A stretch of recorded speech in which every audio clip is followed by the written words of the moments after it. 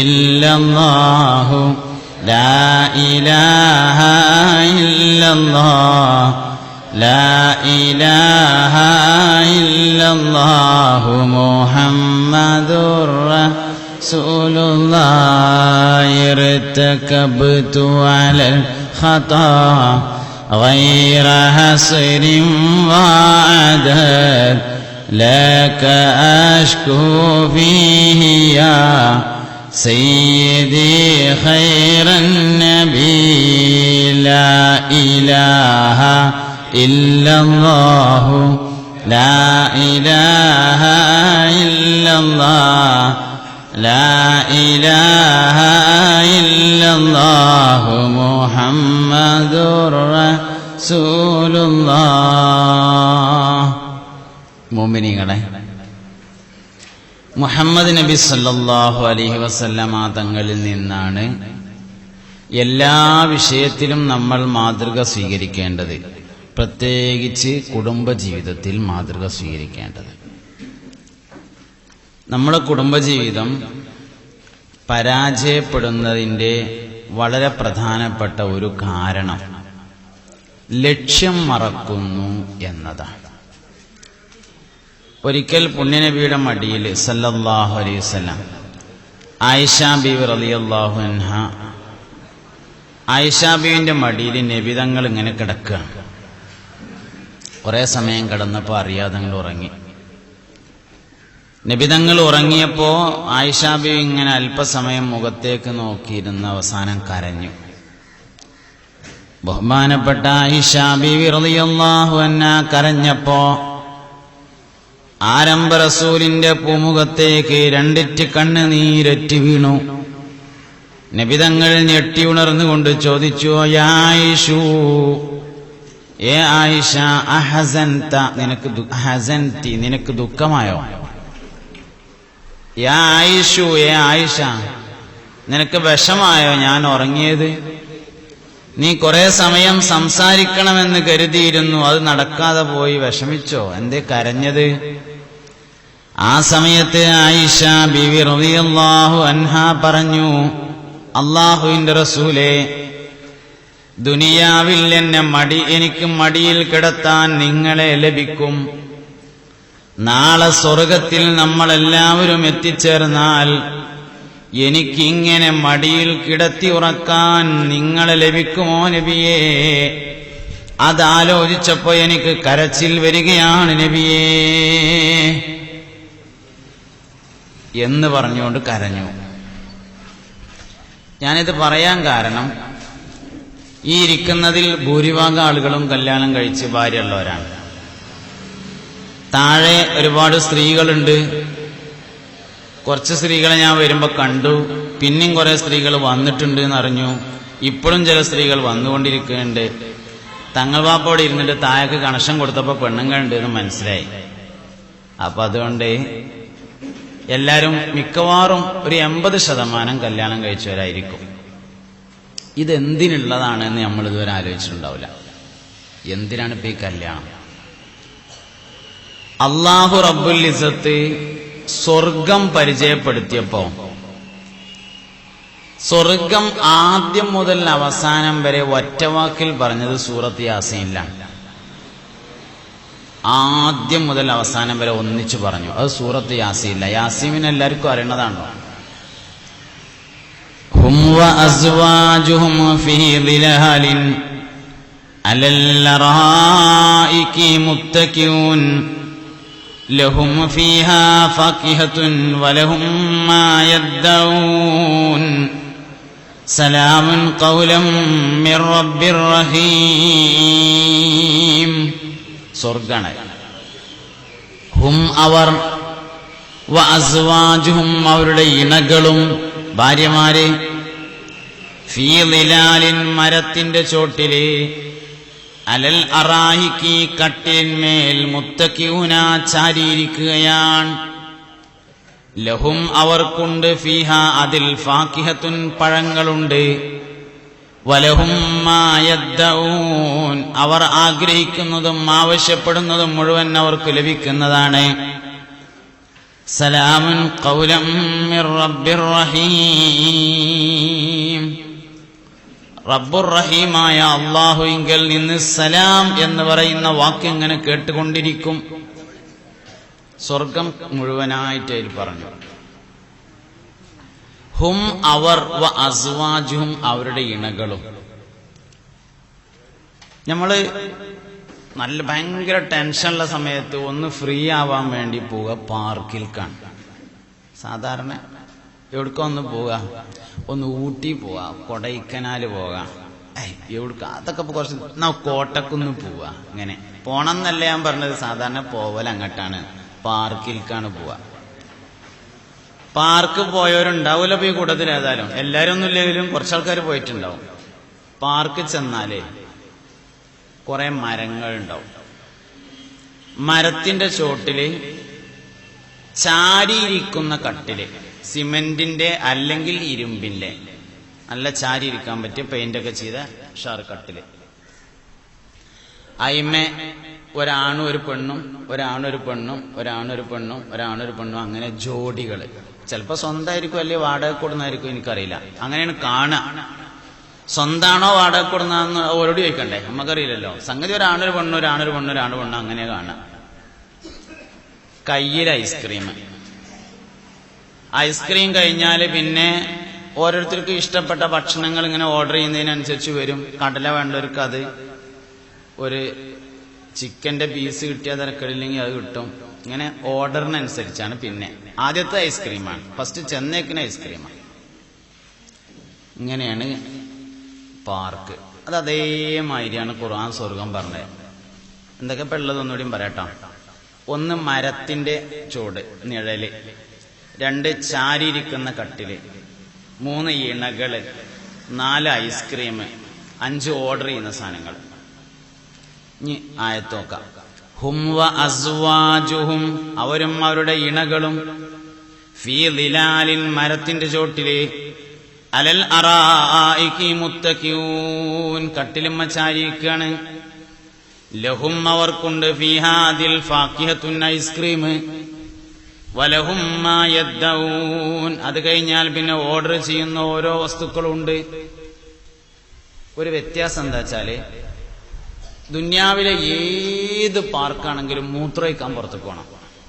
മലമൂത്ര വിസർജനത്തിന് പുറത്തേക്ക് പോവണം.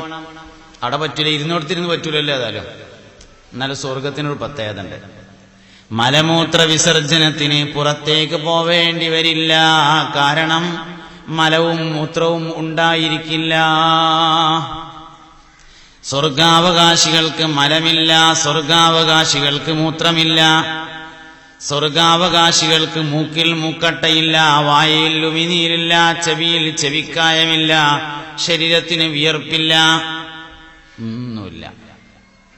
ഒരു വിയർപ്പുണ്ട്, അത് ഭക്ഷണം കഴിച്ച ഉടനെയാണ് വിയർക്കുക. സ്വർഗത്തിലെ ഔദ്യോഗിക ഭക്ഷണം 2 നേരമാണ്, രാവിലെയും വൈകുന്നേരവും. ഖുർആൻ പറഞ്ഞിട്ടുണ്ട് ഔദ്യോഗിക ഭക്ഷണം 2 നേരമാണ്. പിന്നെ ആവശ്യമുള്ളവർക്ക് കപ്പ കിട്ടിക്കൊണ്ടിരിക്കും. രാവിലത്തെ ഭക്ഷണം കഴിച്ചാല് ഒരാൾക്ക് സാധാരണഗതിയിൽ 1000 മനുഷ്യന്റെ ശക്തിയാണ്. അപ്പൊ 1000 ആളുടെ ഭക്ഷണം കഴിക്കും. ഒരാൾ 1000 ആളുടെ ഭക്ഷണം സാധാരണ നോർമൽ കഴിക്കും. ഒരാൾ രാവിലെ 1000 മനുഷ്യന്റെ ഭക്ഷണം കഴിച്ചു കഴിഞ്ഞാൽ ഒന്നിങ്ങനെ വിയർക്കും. വിയർത്ത് കഴിയുമ്പോൾ ആ കഴിച്ച ഭക്ഷണം അവന്റെ ആമാശയത്തിന്റെ ഭാഗമായി മാറുന്നതാണ്. വിയർക്കുമ്പോൾ ആ വിയർപ്പിന്റെ സുഗന്ധം കസ്തൂരിയേക്കാൾ സുഗന്ധമായിരിക്കുമെന്ന് ഹബീബുനാ റസൂലുള്ളാഹി. കസ്തൂരിയുടെ സുഗന്ധം എത്ര? കസ്തൂരിയുടെ സുഗന്ധം 6000 കിലോമീറ്ററാണ്. കസ്തൂരി എന്ന് പറഞ്ഞാല് മാനിന്റെ കൊമ്പിൽ നിന്ന് പൊട്ടുന്ന ഒരു സാധനം. മാനിന്റെ കൊമ്പ് പൊട്ടുമ്പോ അതിൽ നിന്ന് വരുന്ന ഒരു കറയാണ് കസ്തൂരി. കസ്തൂരി മാൻ കേട്ടിട്ടുണ്ടാവും. ഒരു മാനിന്റെ കൊമ്പിൽ കസ്തൂരി പൊട്ടിയാൽ അതിന്റെ വാസന 6000 കിലോമീറ്റർ ദൂരത്തേക്ക് കിട്ടും. ദുന്യാവില് 6000 കിലോമീറ്റർ ദൂരത്തേക്ക് കിട്ടും. ഏറ്റവും വില കൂടിയ സുഗന്ധം മസ്ക് എന്ന സുഗന്ധാണ്. കസ്തൂരി അതിന്റെ അടുത്ത് കൂടെ ഒന്നിങ്ങനെ പോയിട്ടുണ്ട് എന്നുള്ളതാണ് കാര്യം. അതിൽ കസ്തൂരി ഒന്നും ഉണ്ടാവില്ല. അതിന്റെ അടുത്ത് കൂടെ ഒന്നിങ്ങനെ യാത്ര ചെയ്തിട്ടുണ്ട് ആര്? കസ്തൂരി. അതുകൊണ്ടാണ് ഏറ്റവും വില കൂടാൻ കാരണം. അതാണ് കസ്തൂരി. 6000 കിലോമീറ്റർ. എന്നാൽ കസ്തൂരിയുടെ സുഗന്ധം എന്നാണെങ്കിൽ 6000 കിലോമീറ്റർ നമുക്ക് മനസ്സിലാക്കാമായിരുന്നു. കസ്തൂരിയേക്കാൾ സുഗന്ധം എന്ന് പറഞ്ഞാൽ എത്രയാണ്? കണക്കാക്കാൻ പറ്റൂല. അങ്ങനെയാണ്.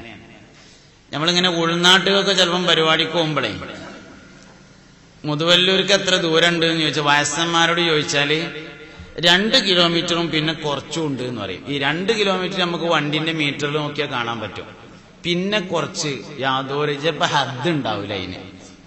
അല്ലെങ്കിൽ 2 മൈൽസും പിന്നെ കൊണം ഉണ്ട് എന്ന് പറയും. 2 മൈൽസ് നമുക്ക് മനസ്സിലാക്കും. പിന്നത്തെ ആ കൊണ ഉണ്ടല്ലോ യാതൊരു ഐഡിയയും കിട്ടൂല. അങ്ങനെ ഒരുപാട് കാര്യം പറഞ്ഞിട്ടുണ്ട്. നോമ്പുകാരന്റെ കൂലി അങ്ങനെയാണ് പറഞ്ഞത്. നോമ്പുകാരന്റെ കൂലി എന്നതുപോലെ സ്വർഗത്തിൽ വിയർപ്പിന്റെ സുഗന്ധം കസ്തൂരിയേക്കാൾ സുഗന്ധം എന്നാണ്. കസ്തൂരിയുടെ സുഗന്ധം എന്നാണെങ്കിൽ നമ്മൾ കണക്കൂട്ടിയാ കിട്ടിയിരുന്നു. കസ്തൂരിയേക്കാൾ സുഗന്ധം എന്നത് കണക്കൂട്ടിയാ കിട്ടൂല. ഞാൻ കല്യാണം കഴിച്ചിട്ടുണ്ട്.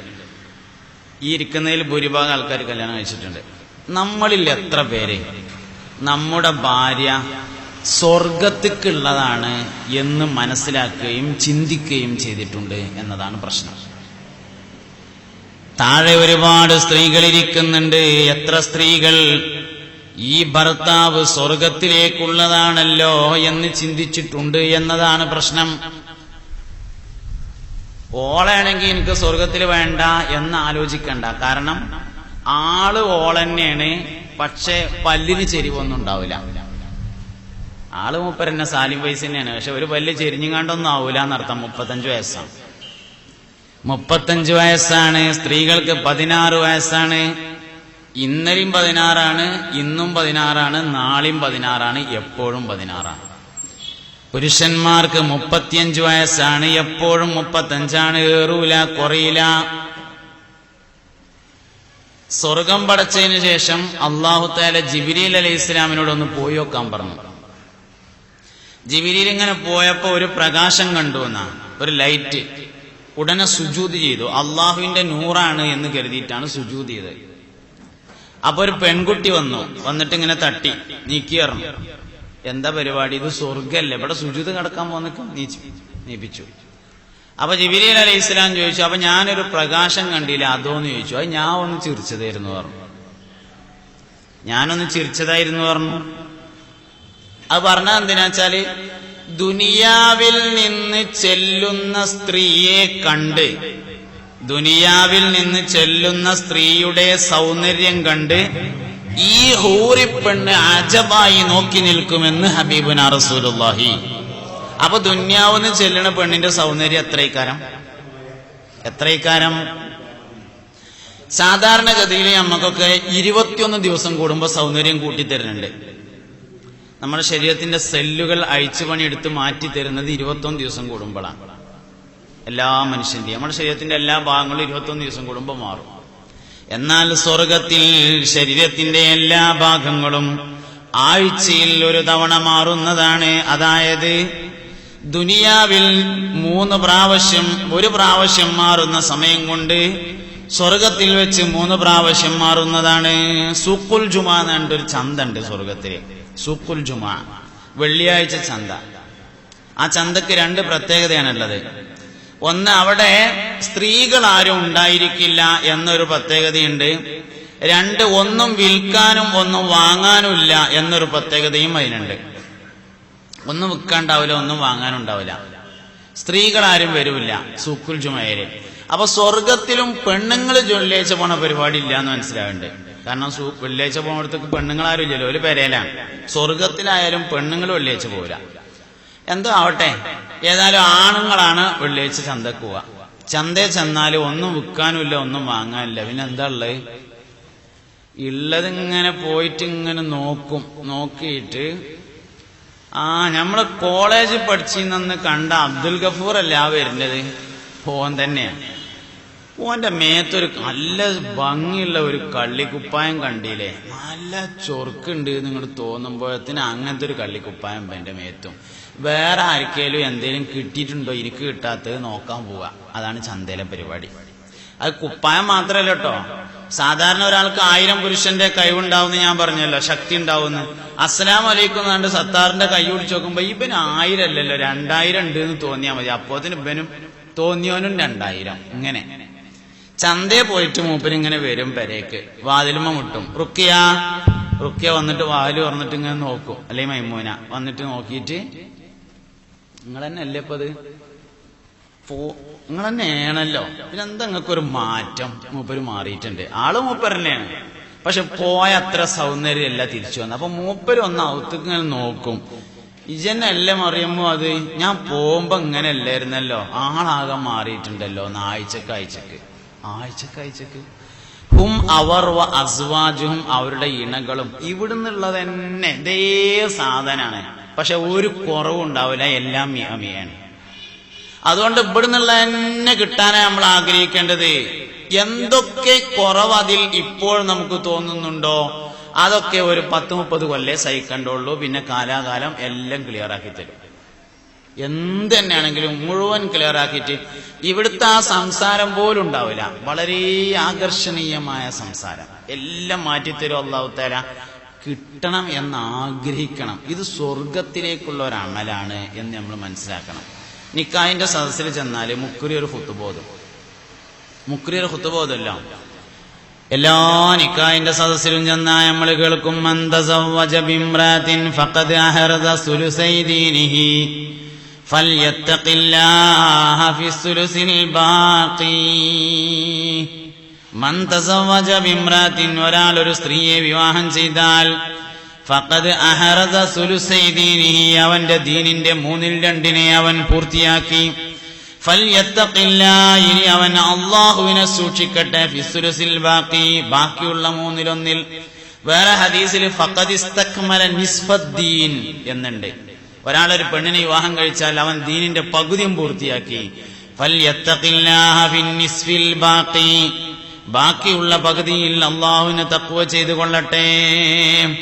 ദീനിനെ 2 ഭാഗമാക്കിയാലേ, ഒരു ഭാഗം തഖ്വ, ഒരു ഭാഗം പെണ്ണെട്ടല്. അങ്ങനെയുള്ള ഹദീസിൽ നിന്ന് കിട്ടണേ. ഒരു ഭാഗം കല്യാണം കഴിക്കുക, ഒരു ഭാഗം തഖ്വ ചെയ്തുകൊണ്ട് ജീവിക്കുക. ഇങ്ങനെ കിട്ടും. അങ്ങനെ ഹദീസിൽ നിന്ന് കിട്ടും. ശരിക്കും തഖ്വയുടെ കൂടെ നിൽക്കുന്ന അമല് ഈമാനാണ്. ഖുർആൻ കൊണ്ട് അങ്ങനെ വരിക, ലില്ലദീന ആമനു വകാനൂ യത്തഖൂൻ. തഖ്വയുടെ കൂടെ നിൽക്കേണ്ടത് ഈമാനാണ്.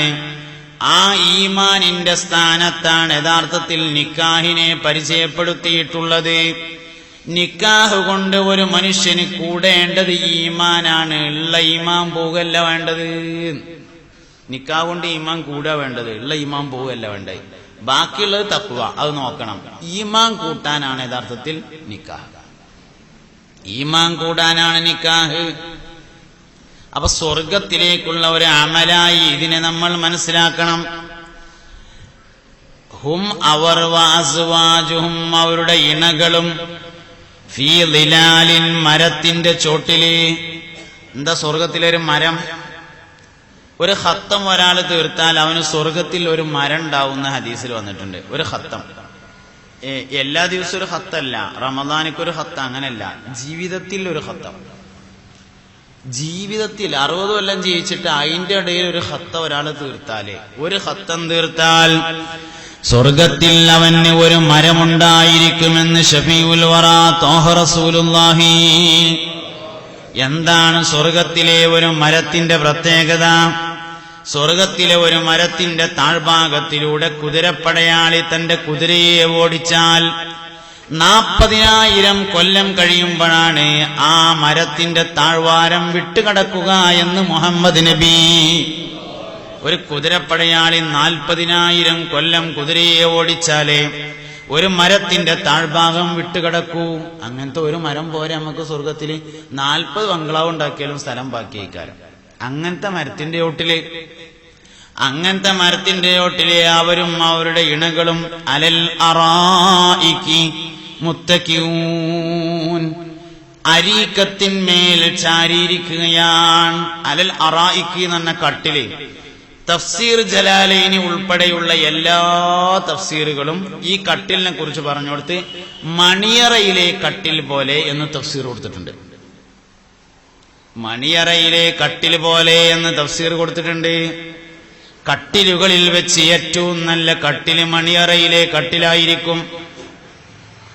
ദുന്യാവിലെ കട്ടില് ഇന്ന് മണിയറയുടെ ഡേറ്റാണ്. നാളെ നേരം വെളുക്കുമ്പോത്തിന് മുല്ലപ്പൂ വാടിയിട്ടുണ്ടാവും. ഒരീസാണ് ഇവിടുത്തെ മണിയറയത്തെ കട്ടിൽ, ഒരീസാണ്, ഒറ്റ ദിവസത്തേക്കാണ്. എന്നാൽ സ്വർഗത്തിലെ കട്ടില് ഓരോ സെക്കൻഡിലും അഴിച്ചുപണി നടത്തുന്നതും പുതുതാക്കുന്നതുമാണ്. സ്വർഗത്തിന്റെ മുല്ലപ്പൂ വാടൂല. മുല്ലപ്പൂ വാടാത്തോണ്ട് തന്നെ മോറും വാടൂല. മുല്ലപ്പൂ വാടുമ്പോഴാണ് മോറ് വാടുക. അതുകൊണ്ട് മുല്ലപ്പൂ വാടൂല, അതുകൊണ്ട് മോറും വാടൂല. മുഖം വാടുകയില്ല. എപ്പോഴും അഴിച്ചു പണിയെടുക്കുന്ന പുതിയ മണിയറയിലെ കട്ടിൽ പോലത്തെ ഒരു കട്ടില്. എന്നും ആദ്യരാത്രിയാണ് സ്വർഗത്തില്, എന്നും ആദ്യരാത്രിയാണ്. ഹബീബുനാ റസൂലുള്ളാഹി സ്വല്ലല്ലാഹു അലൈഹി വസല്ലമ തങ്ങൾ പഠിപ്പിച്ചു, സ്വർഗാവകാശിയായ ഒരാൾ യാത്ര ചെയ്യുന്ന സമയത്ത് അവനും അവന്റെ കട്ടിലും കൂടിയാണ് യാത്ര ചെയ്യുക. സ്വർഗത്തിലെ എല്ലാരെയും എപ്പോഴും കാണാന്നാണ്. എന്നാലും ഒരാളെ കാണണമെന്നൊരു പൂതിയാകുമ്പോഴത്തിന് മമ്മൂട്ടിനെ കണ്ടിട്ട് കുറെ കാലമായല്ലോ എന്ന് തോന്നുമ്പോൾ മമ്മൂട്ടിയും കട്ടിലും കൂടി ഇങ്ങനെ വരും. അങ്ങനെയാണ്. കുഞ്ഞാമീനെ കണ്ടിട്ട് ഒരുപാട് നാളായല്ലോ എന്ന് വിചാരിക്കുമ്പോൾ കുഞ്ഞാമതും കട്ടിലും കൂടി ഇങ്ങനെ വരുന്നതാണ്. നമ്മളെല്ലാവരും സ്വർഗത്തിലാന്ന് നമ്മൾ വിചാരിക്കാൻ കേട്ടോ. ഈ പറഞ്ഞത് നമ്മളെ പറ്റി തന്നെയാണ്. അതുകൊണ്ടാണ് നമ്മളൊക്കെ പേരയിൽ വരുന്നത്. ഈ പറഞ്ഞത് നമ്മളെ പറ്റിയിട്ട് തന്നെയാണ്, വേറെ ആരെയും പറ്റിയിട്ടല്ല. നമ്മളെല്ലാവരും സ്വർഗത്തിലാണ്. അങ്ങനെ നമ്മൾ വിചാരിക്കേണ്ടത്, അങ്ങനെയാണ് നമ്മൾ വിചാരിക്കേണ്ടത്. അള്ളാഹു നമ്മളൊക്കെ സ്വർഗത്തിലാക്കട്ടെ. സ്വർഗത്തിലായാലും പോരാ, സ്വർഗത്തിലെ 100ാമത്തെ ദർജയായ ഫിർദൗസ് ഉണ്ട്, അവിടെ തന്നെ ആവണം. അള്ളാഹു ആക്കി തരട്ടെ. അള്ളാഹു നമുക്കെല്ലാവർക്കും ജന്നത്തുൽ ഫിർദൗസിനെ പ്രദാനം ചെയ്യട്ടെ. നബി തങ്ങൾ പറഞ്ഞിട്ടുണ്ട്, നിങ്ങൾ സ്വർഗം ചോദിക്കുമ്പോ ഫിർദൗസ് തന്നെ ചോദിക്കണമെന്ന്. പഠിച്ചോനെ, സ്വർഗത്തിന്റെ മൂലക്ക വാതിലിന്റെ മുക്കിലൊരു സ്ഥലം തരണേ. അത് വെള്ളിയാഴ്ച ജുമയ്ക്ക് എന്നാലേ പറ്റുള്ളൂ. സ്വർഗത്തിൽ അതൊന്നും പറ്റൂല. വെള്ളിയാഴ്ച ജുമയ്ക്ക് എന്നാ വാതിലിന്റെ മുക്കിലും മൂലക്കൊക്കെ. സ്വർഗത്തിൽ ചെന്നാല് ഏറ്റവും വലിയ സ്ഥലം ജന്നത്തുൽ ഫിർദൗസ് തന്നെ വേണം. നിങ്ങൾ സ്വർഗം ചോദിക്കുമ്പോ അതെന്നെ ചോദിക്കണേന്ന് മുഹമ്മദ് നബി. അത് മുഹമ്മദ് നബി സല്ലല്ലാഹു അലൈഹി വസല്ലമയുടെ മാത്രം പ്രത്യേകതയാണ്. ഒരാള് രാജാവായാല് വേറൊരാളെ പ്രധാനമന്ത്രി ആവാനേ ആഗ്രഹിക്കാൻ കഴിയുള്ളൂ. രാജാവാക്കണം എന്ന് ആഗ്രഹിക്കാൻ കഴിയില്ലല്ലോ. സ്വർഗത്തിലെ രാജാധികാരാണ് ജന്നത്തുൽ ഫിർദൗസ്. അത് മുഹമ്മദ് നബിക്കുള്ളതാണ് സല്ലല്ലാഹു അലൈഹി വസല്ലം. അതുകൊണ്ട് നിങ്ങളൊക്കെ രാജാക്കന്മാരായിക്കോളി എന്നാ പറഞ്ഞത്, നിങ്ങളൊക്കെ പ്രധാനമന്ത്രിമാരായിക്കോളി എന്നല്ല. അത് മുഹമ്മദ് നബിക്ക് മാത്രമേ കഴിയുള്ളൂ സല്ലല്ലാഹു അലൈഹി വസല്ലം. അപ്പൊ സ്വർഗത്തിലെ കട്ടിൽ എങ്ങനെയാണ്? കട്ടിലോടുകൂടെയാണ് യാത്ര. കട്ടിലിനു കൂടെയാണ് യാത്ര. അങ്ങനത്തെ ഭയങ്കര സംവിധാനങ്ങളുള്ള ഒരു കട്ടിൽ. ലഹും അവർക്കുണ്ട് ഫീഹാദിൽ ഫാക്കിഹത്തുൻ, ഫാക്കിഹത്തുണ്ട്. ഫാക്കിഹത്ത് എന്ന് പറഞ്ഞാല് ഏറ്റവും ആകർഷണീയവും കാണാനും ആസ്വദിക്കാനും ആകർഷണീയമായ ഭക്ഷണത്തിനാണ് ഫാക്കിഹത്ത് എന്ന് പറയാം. അത് ഭൂരിഭാഗം ആളുകൾക്കും പഴമായതുകൊണ്ട് അതിന് പഴം എന്നർത്ഥം വെക്കുകയാണ്. ഒരാൾക്ക് പഴത്തേക്കാൾ ഇഷ്ടം ഐസ്ക്രീമിനോടാണെങ്കിൽ ഫാക്കിഹത്തിന്റെ അർത്ഥം എന്താണ്? ഐസ്ക്രീം എന്നാണ്. ഒരാൾക്ക് ഏറ്റവും ആകർഷണീയമായ ഭക്ഷണം ഏതാണോ അതിന്റെ പേരാണ് ഫാക്കിഹത്ത്. കൂടുതൽ ആളുകൾക്ക് ഇബ്രാഹിം നബി മക്കൾക്ക് തോരുന്നത് പഴമായതുകൊണ്ട് നമ്മൾ ഫാക്കിഹത്തിന് പഴം എന്നർത്ഥം വെച്ചു. ഇബ്രാഹിം നബി തോരുന്നു, പഠിച്ചോനെ എന്റെ മക്കൾക്ക് ദുന്യാവിലെ പഴങ്ങളിൽ നിന്ന് നീ കൊടുക്കണേ. മാത്രമല്ല നമ്മളെ സംബന്ധിച്ച് സ്വർഗം എന്ന് പറയുമ്പോൾ നമുക്ക് ആദ്യം വരിക എന്തെന്നെയാണ്? അതിലുണ്ട് മുന്തിരി തോട്ടവും റുമ്മാന, രസമുള്ളതാ കദളിപ്പഴം തിന്നാന. അപ്പൊ അതുകൊണ്ട് നമുക്ക് ഫാക്കിഹത്തിന് നമുക്ക് പഴം എന്നർത്ഥം വെക്കുന്നതിന് കുഴപ്പമൊന്നുമില്ല. ഒരാളെ സംബന്ധിച്ച് ഏറ്റവും പ്രധാനപ്പെട്ടത് ഐസ്ക്രീം ആണെങ്കിൽ ഫാക്കിഹത്തിന്റെ അർത്ഥം ഐസ്ക്രീമാണ്. ഒരാൾക്ക് ബ്രോസ്റ്റ് ആണെങ്കിൽ ഫാക്കിഹത്തിന്റെ അർത്ഥം ബ്രോസ്റ്റ് എന്നാണ്. ഏറ്റവും ആകർഷണീയമായത് എന്താണോ ഒരാൾക്ക് അവനെ സംബന്ധിച്ചുള്ള ഫാക്കിഹത്ത് അതാണ് കിട്ടുക. എന്നിട്ടിങ്ങനെ ഇരിക്കും. സ്ഥിരമായി ഭാര്യയുടെ കൂടെയാണ്, പിരിയുകയേയില്ല. സ്ഥിരമായി ഭാര്യ യാത്ര ചെയ്യുകയാണെങ്കിൽ കട്ടിലോടുകൂടെ പോകും എന്ന് പറഞ്ഞാൽ കട്ടിലുമ്മ ഭാര്യ ഉണ്ടാവും. അങ്ങനെയാണ് പോണത്. കട്ടിലോടുകൂടെ, മണിയറയിലെ കട്ടിലോടുകൂടെയാണ് യാത്ര എന്ന് പറഞ്ഞാൽ സഹധർമ്മിണി കൂടെ ഉണ്ടായിരിക്കും. ഭാര്യയോടൊരുമിച്ചല്ലാതെ യാത്രയില്ല. സ്വർഗത്തിൽ ഏറ്റവും ദറജ കുറഞ്ഞ ഒരാളെ യാത്ര ചെയ്യാൻ പുറത്തിറങ്ങിയാൽ 1,00,000 ഖാദിമീങ്ങൾ അവനെ അനുഗമിക്കുന്നതാണെന്ന് മുഹമ്മദ് മുസ്തഫ. ഏറ്റവും ദർജ കുറഞ്ഞ ആള് 100 ദർജയാണ് സ്വർഗത്തിലുള്ളത്. അതിൽ ഏറ്റവും താഴെ ദർജയിലുള്ള ഒരാൾ യാത്ര ചെയ്യാൻ വേണ്ടി പുറത്തിറങ്ങിയാൽ 1,00,000 ഖാദിമീങ്ങൾ ഒപ്പം ഉണ്ടാവും. ഓന് തോന്നും, പഠിച്ചോനെ ഈ സ്വർഗത്തിൽ എല്ലാ നിയമത്തും കിട്ടിയത് ഒരാളെന്നുള്ളൂ. അതാരാ? അത് ഞാനാണ്. നരകം അങ്ങനെ തന്നെ കേട്ടോ, നരകം അങ്ങനെ തന്നെയാണ്. നരകത്തിലെ ഏറ്റവും ചെറിയ ശിക്ഷ തീയിന്റെ ഒരു ചെരിപ്പാണ്. യഗ്ലി മിൻഹുമാ ദിമാഉഹു. ആ ചെരിപ്പാണ്ട് ഇട്ടാല് തലച്ചോറ് ഇങ്ങനെ പതച്ചിങ്ങനെ ഒലിക്കും. ഓന് തോന്നും ഈ നരകത്തിലെ എല്ലാ ശിക്ഷയും കിട്ടിയത് ഒരാളുള്ളൂ, അത് ഞാനാണ് എന്ന് തോന്നും. സ്വർഗത്തിന്റെ നരകത്തിന്റെ അവസ്ഥ അതന്നെയാണ്. അപ്പൊ സ്വർഗത്തിന്റെ ഒരു അവസ്ഥ എന്ന് പറഞ്ഞാൽ അതാണ്, എല്ലാം കിട്ടിയത് ഒരാളുള്ളൂ, ഞാനാന്ന് ഏറ്റവും ചെറിയ ദർജയിലുള്ള ആൾക്ക് തന്നെ തോന്നുന്ന അത്രയും നിഅമത്ത് അല്ലാഹു തആല കൊടുക്കുകയാണ്. അത് ആസ്വദിച്ചുകൊണ്ട് അവനും അവന്റെ ഭാര്യയും ഇങ്ങനെ ഇരിക്കുകയാണ് സ്വർഗത്തിൽ.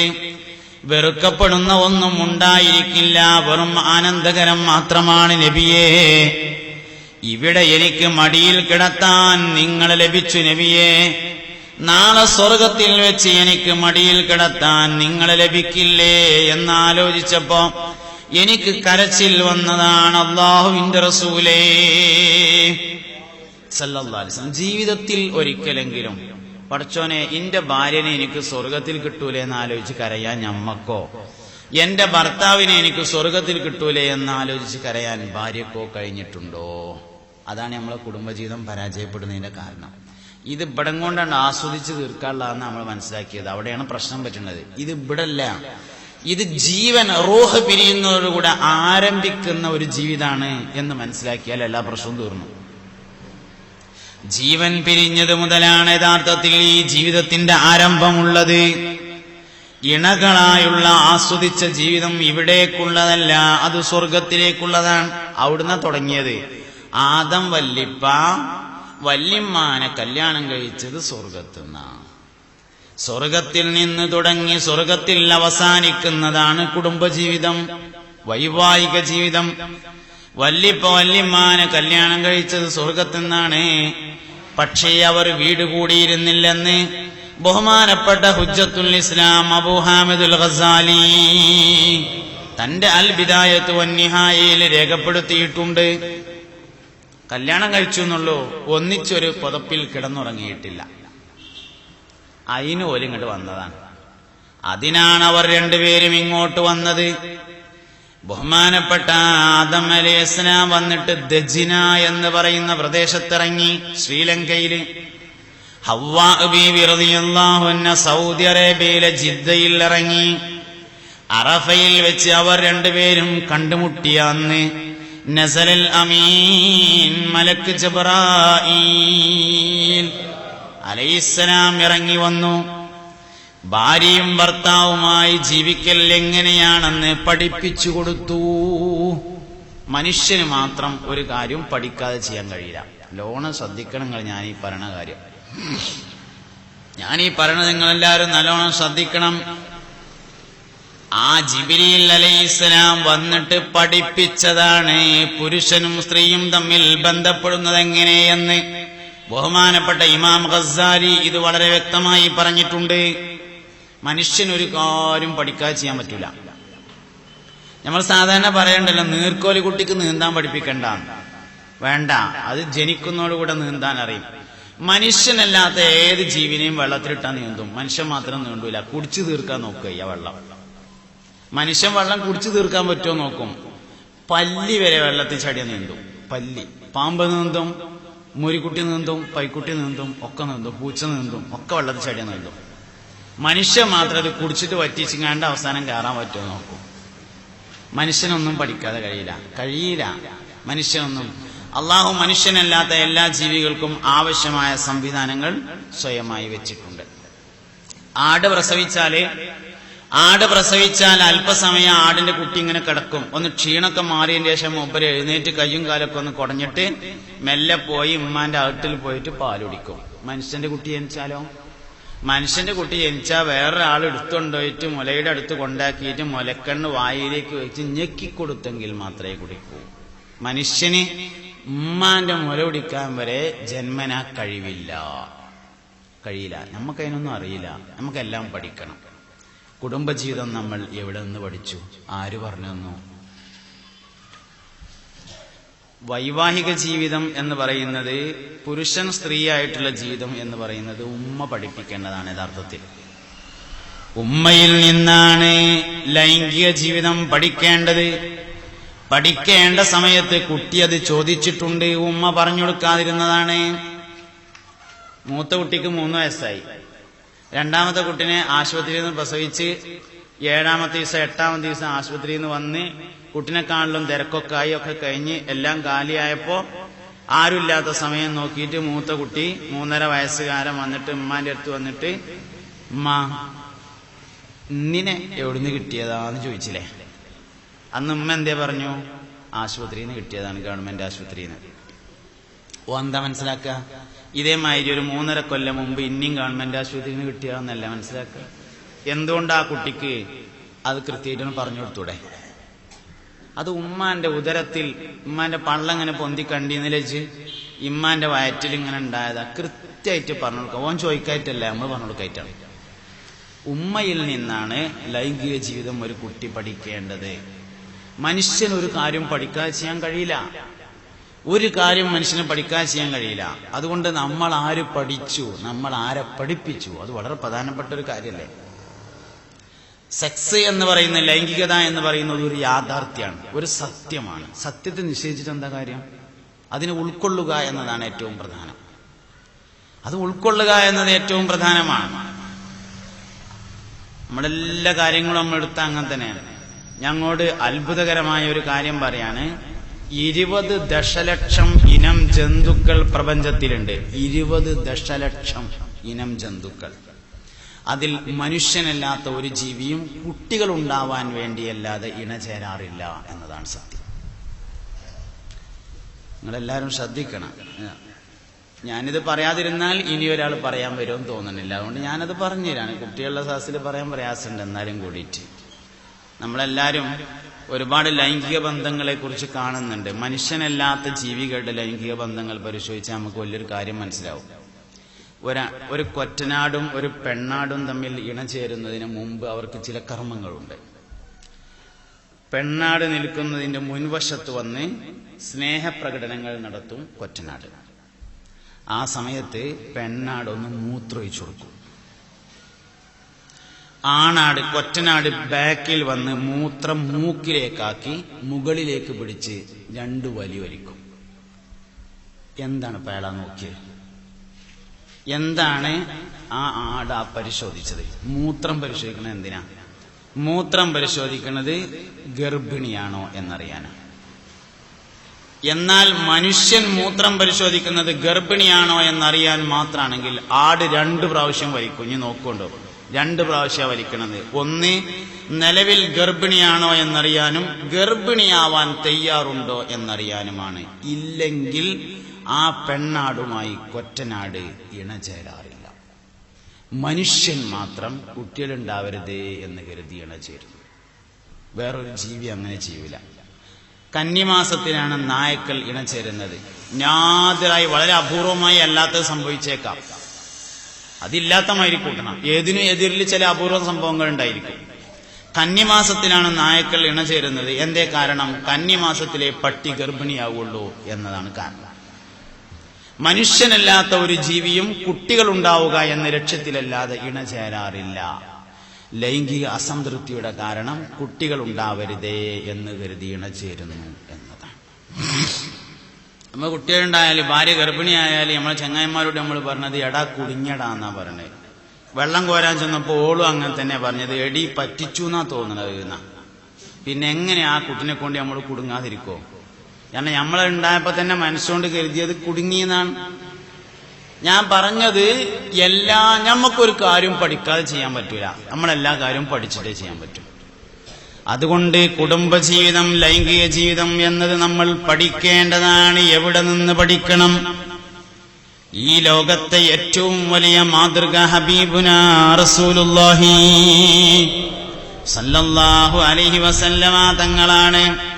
63-ാമത്തെ വയസ്സിലും നബി തങ്ങള് ഒരു കോഴിയുടെ കാലെടുത്ത് അതിങ്ങനെ കടിച്ചിട്ട് താഴെ വെച്ചാൽ ആയിഷ ബീവി റളിയല്ലാഹു അൻഹ ആ കോഴിക്കാലെടുത്തിട്ട് നബി തങ്ങളുടെ ചുണ്ട് എവിടെയാണോ തട്ടിയത് അവിടെ തന്നെ കടിക്കുമായിരുന്നു. 63-ാമത്തെ വയസ്സിലും ബഹുമാനപ്പെട്ട സഫിയ ബീവി റളിയല്ലാഹു അൻഹ ഒരു ഗ്ലാസ് പാലെടുത്തിട്ട് ഇങ്ങനെ കുടിച്ച് ഗ്ലാസ് താഴെ വെച്ചാൽ നബി തങ്ങൾ ആ ഗ്ലാസ് എടുത്തിട്ട് സഫിയ ബീവിയുടെ വായ എവിടെയാണോ തട്ടിയത് അവിടെ തന്നെ വായ വെച്ച് പാല് കുടിക്കുമായിരുന്നു. ഏതെങ്കിലും 63 കൂട്ടണ്ട, ഏതെങ്കിലും ഒരു 45 വയസ്സായ ഭാര്യ ഭർത്താവിനെ നിങ്ങൾക്ക് ഇങ്ങനെ കാണിച്ചു തരാൻ പറ്റുമോ? ആരടുത്തുനിന്ന് നമ്മൾ പഠിച്ചത്? കുടുംബജീവിതം മുഹമ്മദ് നബിയിൽ നിന്ന് പഠിക്കണം സല്ലല്ലാഹു അലൈഹി വസല്ലം.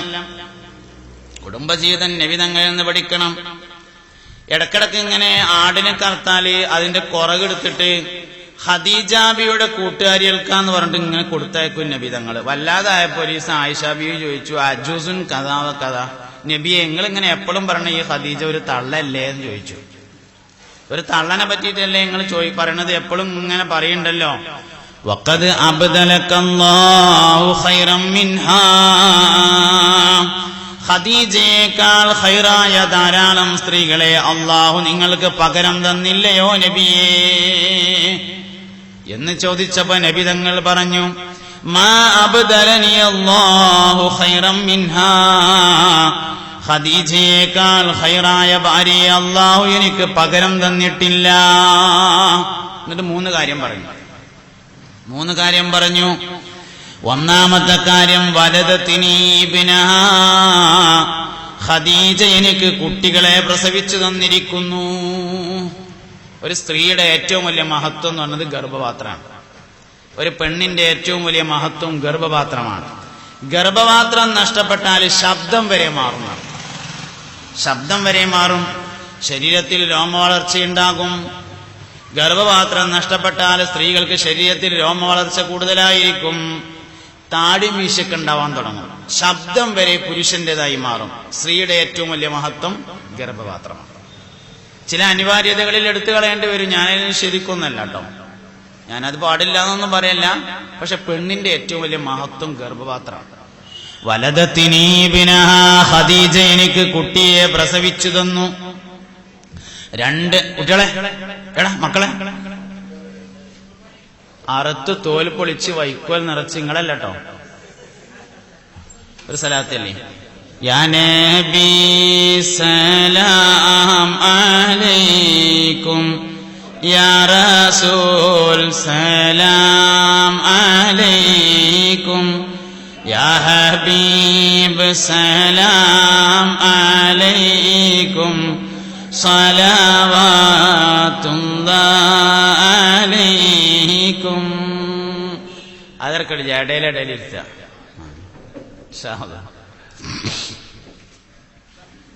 എന്തോ പറഞ്ഞു എന്നാവോ, അത് പറയേണ്ടതായിരിക്കില്ല, അതുകൊണ്ടാണ്. കുഴപ്പമൊന്നുമില്ല. എന്തോന്ന് പറഞ്ഞു? 3 കാര്യങ്ങൾ ആയിക്കോട്ടെ.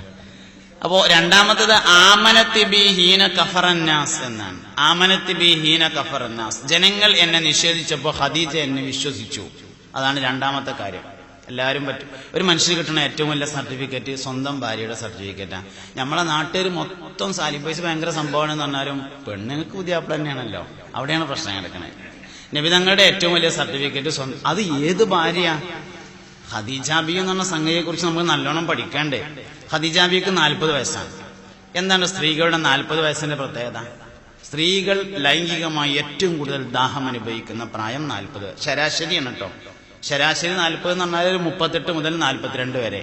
ഇതാണ് സ്ത്രീകളുടെ ഏറ്റവും കൂടുതൽ ലൈംഗിക ദാഹമുള്ള സന്ദർഭം, ആ സമയത്തുള്ള ഒരു സ്ത്രീ. പിന്നെ ഖദീജാബിക്ക് വേറൊരു പ്രത്യേകതയുണ്ട്. നിരവധി പുരുഷന്മാർ വിവാഹാലോചന നടത്തിയിരുന്ന സൗന്ദര്യമുള്ള ഒരു സ്ത്രീയാണ്. വയസ്സ് 40 എന്നുള്ളത് നോക്കണ്ട, എല്ലാ സൗകര്യങ്ങളും ഉണ്ട്, എല്ലാ സൗകര്യവും, ഇഷ്ടം പോലെ സമ്പത്ത്, എല്ലാ സൗകര്യങ്ങളും. അങ്ങനെയുള്ള ഒരു സ്ത്രീ നബി സല്ലല്ലാഹു അലൈഹി വസല്ലം തങ്ങൾ ആദ്യമായി അംഗീകരിക്കുന്നു. മൂന്നാമത്തത് അശ്റകത്നി ഫീ മാലിഹാ ഹീന ഹറമനിന്നാസ്, എല്ലാ മനുഷ്യരും എന്നെ ആട്ടിയോടിച്ചപ്പോ ഖദീജ അവളുടെ സ്വത്തിൽ എന്നെ പങ്കുചേർത്തിരിക്കുന്നു. 20 കൊല്ലം മുമ്പ് ഓളെ വാപ്പ് കൊടുത്ത 30,000 റുപ്യന്റെ കണക്ക് ഇപ്പോഴും പറയാന്നല്ല. എന്തേ പറഞ്ഞു? ഖദീജ ബീവിയുടെ സമ്പത്ത് എന്ന് പറഞ്ഞ ഒരു മുതല് ഞാൻ കെട്ടിയതിന് ശേഷം ഓൾക്ക് ഉണ്ടായിട്ടില്ല, മുഴുവൻ എന്റേതായിരുന്നു, കൊടുത്തൻ തീർത്തത് മുഴുവൻ. എന്തേ കാട്ടി? ഖദീജ ബീവിന്റെ സ്വത്ത് എന്ന് പറഞ്ഞാൽ ഏതാന്ന് ആദ്യം മനസ്സിലാക്കണം.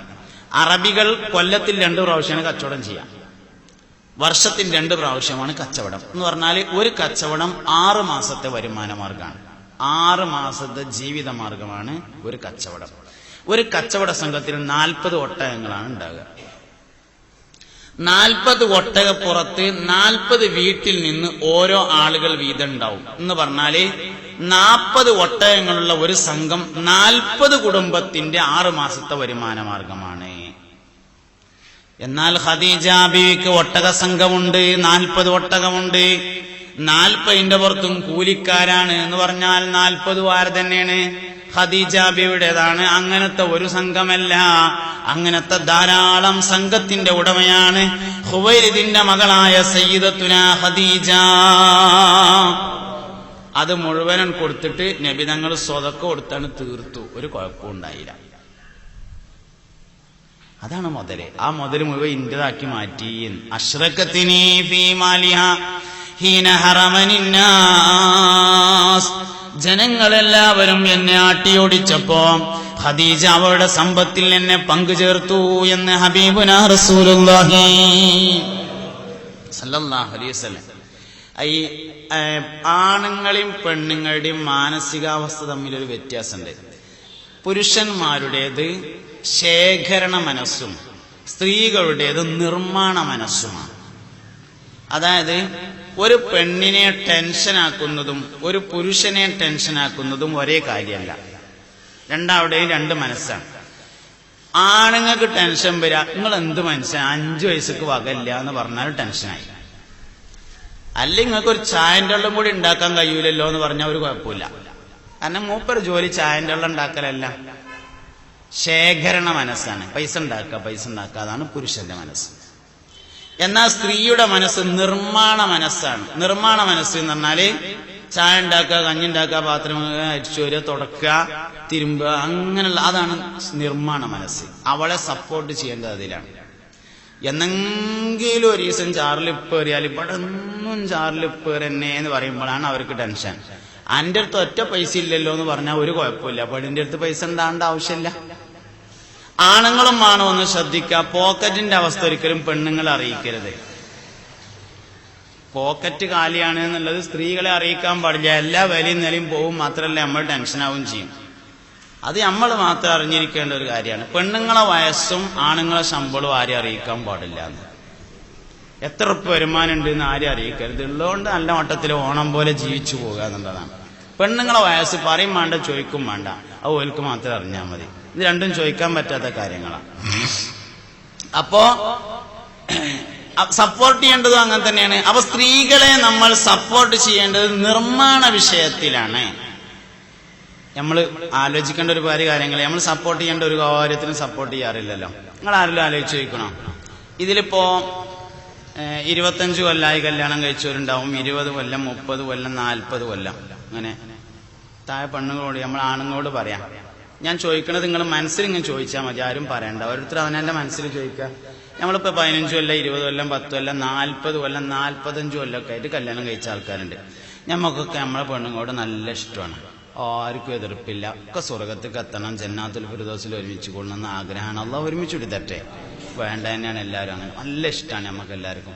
പക്ഷെ നമ്മൾ ആരെങ്കിലും ഇതുവരെ നമ്മളെ പെണ്ണുങ്ങളോട്, ഭാര്യനോട്, മോളെ എനിക്ക് അന്നെ ഇഷ്ടമാണെന്ന് പറഞ്ഞിട്ടുണ്ടോ? ഉണ്ടാവില്ല, പറഞ്ഞിട്ടില്ല. ഒരിക്കൽ നബിയും സഹാബത്തും ഇങ്ങനെ ഇരിക്കുകയാണ്. ആ സ്ഥലത്ത് കൂടെ ഒരാൾ ഇങ്ങനെ നടന്നു പോയപ്പോ ഒരു സഹാബി വര്യൻ പറഞ്ഞു, നബി ആ പോയ ആളെ എനിക്ക് നല്ല ഇഷ്ടമാണ് എന്ന് പറഞ്ഞു. ഇജത് അയാളോട് പറഞ്ഞിട്ടുണ്ടോ ചോദിച്ചു. ഇല്ല പറഞ്ഞു. എന്നാ പോയി പറഞ്ഞിട്ട് ഇനി ഇവിടെ ഇരുന്നാൽ മതി പറഞ്ഞു. പറഞ്ഞയച്ചു. നമ്മളെന്നും കാണില്ല നമ്മളെ പെണ്ണുങ്ങളെ, ഇതുവരെ നമ്മള് മോളെ എനിക്ക് അന്നെ ഇഷ്ടമാണെന്ന് പറഞ്ഞിട്ടുണ്ടോ? അല്ലെ ഇനി ഭാര്യ, താണ്ടല്ലോ പെണ്ണുങ്ങൾ കുറെ, ഭർത്താവിനോട് എനിക്ക് നിങ്ങളെ ഇഷ്ടമാണ് എന്ന് പറഞ്ഞിട്ടുണ്ടോ? ഇല്ലെങ്കിൽ ഇന്ന് എന്റെ പ്രസംഗം കേട്ടതിന്റെ വകയായിട്ട് നിങ്ങൾ കൂട്ടിക്കോളി, ഇന്നത് പറയണം. ചെവിയോട് ചുണ്ട് ചേർത്ത് വെച്ചിട്ട് നിന്നെ എനിക്ക് ഇഷ്ടമാണ് എന്ന് പറഞ്ഞാല് 6 മാസം കൂടുമ്പോ ഓരോ പ്രാവശ്യം പറഞ്ഞാൽ മതിയാവും. 6 മാസം കൂടുമ്പോൾ ഒന്നുകൂടിയും പറയാം. അങ്ങനെ 6 മാസം, കൊല്ലത്തിൽ 2 പ്രാവശ്യം മാത്രം എന്നൊന്നും പറയണ്ട. എന്നിപ്പോ അതിൻ്റെ ഒരു പണി അത് പറ്റൂല. 6 മാസം കൂടുമ്പോ ഒന്ന് പറഞ്ഞ 2 കാര്യങ്ങൾ പറഞ്ഞാലേ മനസ്സിലാവുള്ളൂ എന്നാ. ഒന്ന് സ്നേഹവും, 2 നന്ദി. എനിക്കിപ്പോ അങ്ങോട്ട് ഭയങ്കര നന്ദിയുണ്ട്. ഞാനത് ഐസിൽ വെച്ചിട്ട് എന്താ കാര്യം, തണുത്ത് കണ്ടത് ഇങ്ങനെ ഉറക്കുന്നല്ലാതെ യാതൊരു പ്രയോജനം ഇല്ലല്ലോ. ഞാൻ അങ്ങോട്ട് പറയണ്ടേ നന്ദി എന്നതുമാതിരി സ്നേഹവും പറഞ്ഞാൽ മാത്രമേ അറിയുള്ളൂ. അതുകൊണ്ട് നമ്മളെല്ലാവരും നമ്മുടെ ഭാര്യമാരെ സ്നേഹിക്കുന്നവരാണ്. പക്ഷെ നമ്മൾ എന്താ പറയാതിരുന്ന കുഴപ്പം, പറയാതിരുന്നാലും മീൻകാരൻ പറഞ്ഞാൽ അവൻ്റെ ഒപ്പം പോകും. മീൻകാരൻ എന്നുള്ള ഉദാഹരണമാണ്. പയതുറക്കുന്ന ആളാണെങ്കിലും അങ്ങനെ തന്നെയാണ്. പറയുന്ന ആൾക്കാരൊപ്പം പോവും. നമ്മളാരും പറഞ്ഞില്ല എന്നുള്ള തന്നെ പ്രശ്നം. തിരിച്ചു ഓൾ ഇങ്ങോട്ടും പറഞ്ഞില്ല, നമ്മൾ അങ്ങോട്ടും പറഞ്ഞില്ല. നാട്ടുകാരോട് പറയും പോലെയല്ലോ, അവനെ സ്വന്തം ഭാര്യനോട് പറയണ്ടേ. ഇല്ലെങ്കിൽ പറയുന്നവരെ ആകർഷിക്കും, ഉറപ്പാണ് ആ കാര്യം. സ്നേഹവും നന്ദിയും പറഞ്ഞാൽ മാത്രം അറിയുന്നതും അറിഞ്ഞാൽ മാത്രം ഉപകാരമുള്ളതുമാണ്. അതുകൊണ്ട് എല്ലാവരും പറഞ്ഞിരിക്കണം. നബിതങ്ങൾ ആ മനുഷ്യനെ സദസ്സിലിരിക്കാൻ പോലും സമ്മതിച്ചില്ല എന്നാണ്. പോയി പറഞ്ഞിട്ട് ഇനി എന്റെ സദസ്സിലിരുന്നാൽ മതി എന്ന് ഹബീബുനാ റസൂലുള്ളാഹി സ്വല്ലല്ലാഹു അലൈഹി വസല്ലം തങ്ങൾ പറഞ്ഞിട്ടുണ്ട്. അതുകൊണ്ട് കുടുംബജീവിതം നമ്മൾ പഠിക്കേണ്ടത് പുണ്യനബിയിൽ നിന്നാണ് സ്വല്ലല്ലാഹു അലൈഹി വസല്ലം. നബിതങ്ങളും ഉമ്മഹാത്തുൽ മുഅ്മിനീനും തമ്മിൽ ജീവിച്ച ജീവിതം. നിക്കാഹിന്റെ ശാസ്ത്രം നമ്മൾ തോർക്കുമല്ലോ. അല്ലാഹുമ്മ അല്ലിഫ് ബൈന ഹാദൈനി സൗജൈനി കമാ അല്ലഫ്ത ബൈന ആദമ വഹവ്വാ കമാ അല്ലഫ്ത ബൈന ഹബീബിനാ മുഹമ്മദുൻ സ്വല്ലല്ലാഹു അലൈഹി വസല്ലം വബൈന ഉമ്മഹാതിൽ മുഅ്മിനീൻ. അല്ലാഹുവേ, ഈ 2 ഭാര്യ ഭർത്താക്കന്മാർക്കിടയിൽ ആദം നബിന്റെയും ഹവ്വാ ബീവിന്റെയും ഇടയിലുള്ളത് പോലുള്ള ഇൽഫത്ത്, യോജിപ്പ് നീ ഉണ്ടാക്കണേ. എന്താ ആദം നബിയുടെ ഹവ്വാ ബീവിന്റെ ഇടയിലുള്ള ഇൽഫത്ത് പറഞ്ഞാൽ നിങ്ങള്? ഞാൻ പറഞ്ഞു, ആദം നബി വന്നിട്ട് ശ്രീലങ്കയിലാണ് ഇറങ്ങിയത്. ഹവ്വാ ബി വന്നിട്ട് സൗദി അറേബ്യയിൽ ജിദ്ദയിലാണ് ഇറങ്ങിയത്. ശ്രീലങ്കയിൽ നിന്ന് നേരെ പടിഞ്ഞാറ് വശത്തേക്ക് യാത്ര ചെയ്താലാണ് സൗദി അറേബ്യയിലെത്തുക. ആദം വല്ലിപ്പെങ്ങാനും അന്ന് കിഴക്കോട്ട് നടന്നിക്കുകയാണെങ്കിൽ എന്താവും അവസ്ഥ? ഇലാ യൗമിൽ ഖിയാമ ഓര് തമ്മിൽ വിമാനം കാണാതായ മാതിരി ആവൂലേ? യാതൊരു ഐഡി പൈൽ കിട്ടുന്നില്ലല്ലോ എന്ന മാതിരി ആവൂലേ? പക്ഷേ പോകൂല. എന്തുകൊണ്ട്? അള്ളാഹു അവരുടെ കൽബുകൾക്കിടയിൽ ഇൽഫത്ത് എന്ന ബന്ധം ഉണ്ടാക്കിയിരുന്നു. ഖുർആൻ കല്യാണം കഴിക്കാൻ കഴിഞ്ഞത് തട്ടിമുട്ടി ജീവിക്കാനല്ല, സന്തോഷത്തോടെ. സൂറത്തുർ റൂമിന്റെ 24-ാമത്തെ ആയത്തിലാ പെണ്ണെട്ടാൻ പറഞ്ഞിട്ടുള്ളത്. സൂറത്തുർ റൂമിന്റെ 24-ാമത്തെ ആയത്തിലാ കല്യാണം കഴിക്കാൻ പറഞ്ഞത്. ومن آياته أن خلق لكم من أنفسكم أزواجا لتسكنوا إليها وجعل بينكم مودة ورحمة. ومن آياته അല്ലാഹുവിന്റെ ദൃഷ്ടാന്തങ്ങളിൽ പെട്ടതാണ് അൻ ഖലഖ ലക്കും, നിങ്ങൾക്ക് വേണ്ടി അവൻ സൃഷ്ടിച്ചിരിക്കുന്നു. മിൻ അൻഫുസിക്കും, നിങ്ങളുടെ അൻഫുസിൽ നിന്ന് തന്നെ, അസ്വാജൻ, ഇണകളെ, ലിതസ്കുനു ഇലൈഹാ, നിങ്ങൾ സമാധാനത്തോടുകൂടെ ജീവിക്കാൻ വേണ്ടിയില്ല. ലിതസ്കുനു ഇലൈഹ എന്ന് പറഞ്ഞാൽ വളരെ സമാധാനത്തിൽ ജീവിക്കാൻ വേണ്ടിയാണ് നിങ്ങളോട് കല്യാണം കഴിക്കാൻ പറയുന്നത്. നമ്മളെന്താ പറയാ, പെണ്ണെട്ടിയാൽ കാല് കെട്ടിയെന്നാണ് നമ്മളെ മലപ്പുറം ഭാഗങ്ങളിലൊക്കെ ഉള്ള ഒരു പ്രയോഗമാണ്. പെണ്ണെട്ടിയാൽ പിന്നെ ഇടങ്ങാറായി നമ്മൾ പറയാം. ഖുർആൻ ഇടങ്ങാറാവാൻ കല്യാണം കഴിക്കാൻ പറഞ്ഞിട്ടില്ല. ഒരാള് കല്യാണം കഴിച്ചതിന് ശേഷം ഇടങ്ങാറായാണെങ്കിൽ എന്ത് മനസ്സിലായി? ഖുർആൻ പറഞ്ഞ കല്യാണമല്ല നടന്നത് എന്ന് മനസ്സിലാവും. ഖുർആൻ കല്യാണം കഴിക്കാൻ പറഞ്ഞ എന്തിനാ? ലിതസ്കുനു ഇലൈഹ, ഉള്ള സമാധാനം കൂടാൻ വേണ്ടിയിട്ടാണ്. ഉള്ള സമാധാനം കൂടിയും പോകാൻ വേണ്ടിയിട്ടല്ല. അതിനാ 2 കാര്യങ്ങൾ. വജഅല ബൈനകും മവദ്ദതൻ വറഹ്മ, മവദ്ദത്ത്, റഹ്മത്ത് എന്നിവയായ 2 ഗുണങ്ങൾ അല്ലാഹു നിങ്ങൾക്ക് നൽകിയിട്ടുള്ളത് സമാധാനത്തോടുകൂടെ കുടുംബജീവിതം മുന്നോട്ട് കൊണ്ടുപോവാൻ വേണ്ടിയാകുന്നു. മവദ്ദത്ത്, റഹ്മത്ത് എന്ന് പറഞ്ഞത് 2ഉം സ്നേഹബന്ധാണ്. സ്നേഹം എന്ന് പറഞ്ഞാൽ 8 തരം സ്നേഹങ്ങളുണ്ട്. അതിൽപ്പെട്ട 2 മവദ്ദത്ത്, റഹ്മത്ത് എന്ന് പറയുന്നത്. സ്നേഹം, നന്നായി സ്നേഹിച്ചുകൊണ്ട് ജീവിക്കാൻ വേണ്ടിയാണ് കല്യാണം കഴിക്കാൻ പറഞ്ഞത്. ഈ സ്നേഹബന്ധത്തിന്റെ വളരെ പ്രധാനപ്പെട്ട ഒരു ഭാഗമാണ് ഇൽഫത്ത് എന്ന് പറയുന്നത്. ഭാര്യയുടെയും ഭർത്താവിന്റെയും ഇടയിൽ ഇൽഫത്ത് എന്ന ഇണക്കം ഉണ്ടായിക്കഴിഞ്ഞാൽ അവർ തമ്മിൽ ഒരിക്കലും വേർപിരിയില്ല. ഭാര്യയും ഭർത്താവും തമ്മിൽ അടങ്ങാത്ത സ്നേഹമുണ്ടെങ്കിൽ, കുവൈത്തിലുള്ള ഭർത്താവ് ഇപ്പോൾ എന്താണ് ചെയ്യുന്നത് എന്ന് വീട്ടിലുള്ള ഭാര്യക്കറിയാം. വീട്ടിലുള്ള ഭാര്യ ഇപ്പോൾ എന്താണ് ചെയ്യുന്നത് എന്ന് ഖത്തറിലുള്ള ഭർത്താവിനറിയാം. ഈ ബന്ധം യഥാർത്ഥത്തിൽ നമുക്കുണ്ട്, ഉമ്മാനേറ്റാണുള്ളത്. ഇങ്ങനൊരു ബന്ധം നമുക്കുണ്ട്, ഉമ്മാനേറ്റാണ്. നോമ്പ് നോറ്റു 6 വയസ്സുകാരൻ, ആരും അറിയാതെ ബാത്റൂമിൽ കയറിയിട്ട് വെള്ളം കുടിച്ച് പുറത്തേക്ക് വന്നാലും ഉമ്മാക്കറിയാം സംതിങ് റോങ്, എന്തോ സംഭവിച്ചിട്ടുണ്ട്. അറിയും. നമ്മൾ അറിയില്ല എന്നൊക്കെ വിചാരിക്കും, സംഗതി ഉമ്മാക്കറിയാം. എന്താ കാര്യം? അതാണ് ഇൽഫത്ത് എന്ന ബന്ധം, ഉമ്മയും മകനും തമ്മിലുള്ള സ്നേഹബന്ധം. എന്റെ കുട്ടി 2 ദിവസമായി ഫോൺ ചെയ്തിട്ട് ഓൻ എന്തേലും പറ്റുമെന്നാവോ, എനിക്ക് എന്തോ ഒരു അസ്വസ്ഥത എന്ന് പറയും ഉമ്മ. കുട്ടിക്ക് എന്തേലും പറ്റിയാലും ഉമ്മാക്കറിയാൻ പറ്റും ആ ബന്ധം. ഇതിനെയാണ് ഇൽഫത്ത് എന്ന് പറയുന്ന ബന്ധം എന്ന് പറയുന്നത്. അതാണ് ആദം നബിയുടെയും ഹവ്വാ ബീവിയുടെയും ഇടയിൽ അല്ലാഹു ഉണ്ടാക്കിയ ബന്ധം. അതാണ് മുഹമ്മദ് നബിയുടെയും ആയിഷ ബീവിയുടെയും ഇടയിൽ ഉണ്ടാക്കിയത്. അതാണ് മുഹമ്മദ് നബി സല്ലല്ലാഹു അലൈഹി വസല്ലം തങ്ങളുടെയും സൗദാ ബീവി, സഫിയ ബീവി, മൈമൂന ബീവി, റംല ബീവിയുടെ ഇടയിൽ ഉണ്ടാക്കിയിട്ടുള്ള ബന്ധമെന്ന് പറയുന്നത്. ഈ സ്നേഹബന്ധം ഉണ്ടാവണം. എന്താണ് ആ സ്നേഹബന്ധം? ആ സ്നേഹബന്ധം സ്വാർത്ഥതയില്ലാത്ത സ്നേഹത്തിനാണ് അത് പറയാം. മവദ്ദത്ത് റഹ്മത്ത് എന്ന് പറയുന്നത് സ്വാർത്ഥതയില്ലാത്ത സ്നേഹാണ്. നിങ്ങൾക്ക് ഇങ്ങോട്ട് ശ്രദ്ധിക്കാൻ കഴിയുന്നുണ്ടല്ലേ? ഉണ്ടല്ലോ. നിങ്ങൾ ഇല്ലെങ്കിൽ വയലാക്കണം. ഒപ്പത് സ്വർഗം, നരകം, മഹ്ശറ, ഹിസാബ്, നല്ല വിഷയങ്ങളുണ്ട്. ആയിക്കോട്ടെ ഇൻഷാ അല്ലാഹ്. അവ ഈ മവദ്ദത്ത് റഹ്മത്ത് എന്ന സ്നേഹബന്ധത്തിലേക്ക് ഒരു മനുഷ്യൻ എങ്ങനെ പോവുക? അതായത് സ്നേഹം 2 തരത്തിലുണ്ട്. ഒന്ന് സ്വാർത്ഥതയുള്ളതും ഒന്ന് സ്വാർത്ഥത ഇല്ലാത്തതും. ഈ സ്വാർത്ഥത എന്ന് നമ്മൾ പറയുമ്പോൾ ദുന്യാവിലേക്ക് ആലോചിക്കണ്ട. ഇപ്പോ നമ്മളെ നാട്ടുകാരനായ വെളിയങ്കോട് ഉമർ ഖാദി റളിയല്ലാഹു അൻഹു റൗള ഷരീഫിന്റെ അടുത്ത് എന്നിട്ട് ഒരു പാട്ട് പാടി.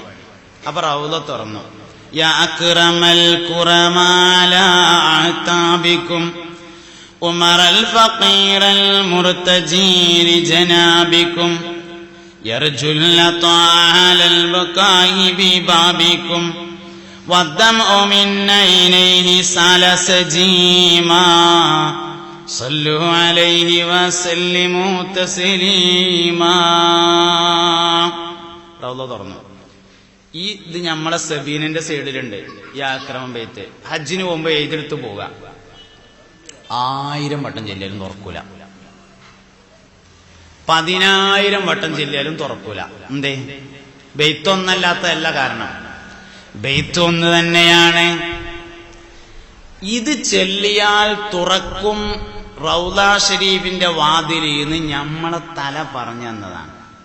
നമ്മുടെ തലയാണ് നമുക്ക് പറഞ്ഞത് ഇത് ചെല്ലിയാ തുറക്കും. എന്നാൽ ഉമർ ഖാദിക്ക് തന്റെ തല പറഞ്ഞു കൊടുത്തതായിരുന്നില്ല.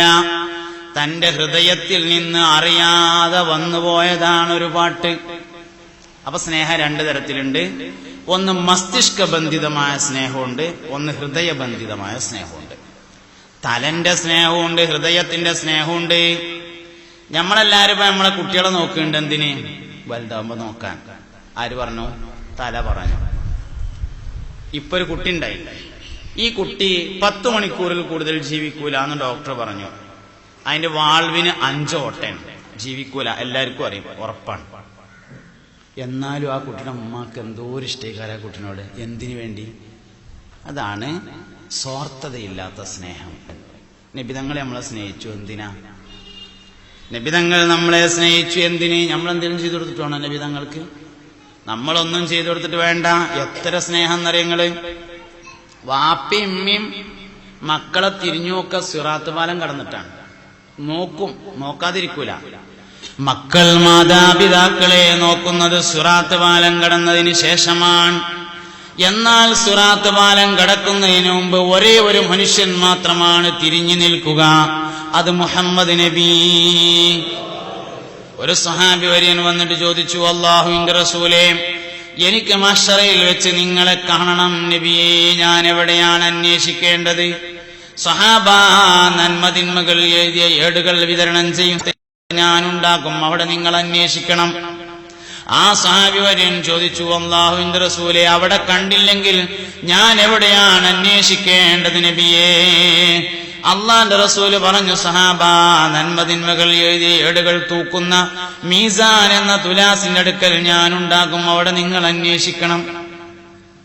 പുന്നാര നബിയെ, മാണിക്കല്ലേ, അവിടെ കണ്ടില്ലേ, ഞാൻ എവിടെ നോക്കാന്ന് ചോദിച്ചു മൂപ്പര്.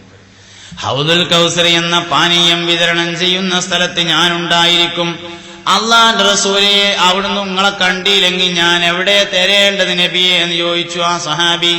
പുണ്യ നബി സല്ലല്ലാഹു അലൈഹി വസല്ലം പറഞ്ഞു, സഹാബാ, സിറാത്ത് പാലത്തിന്റെ അടുക്കൽ വെച്ച് നിങ്ങൾ എന്നെ കാണാതെ പോകില്ല സഹാബാ.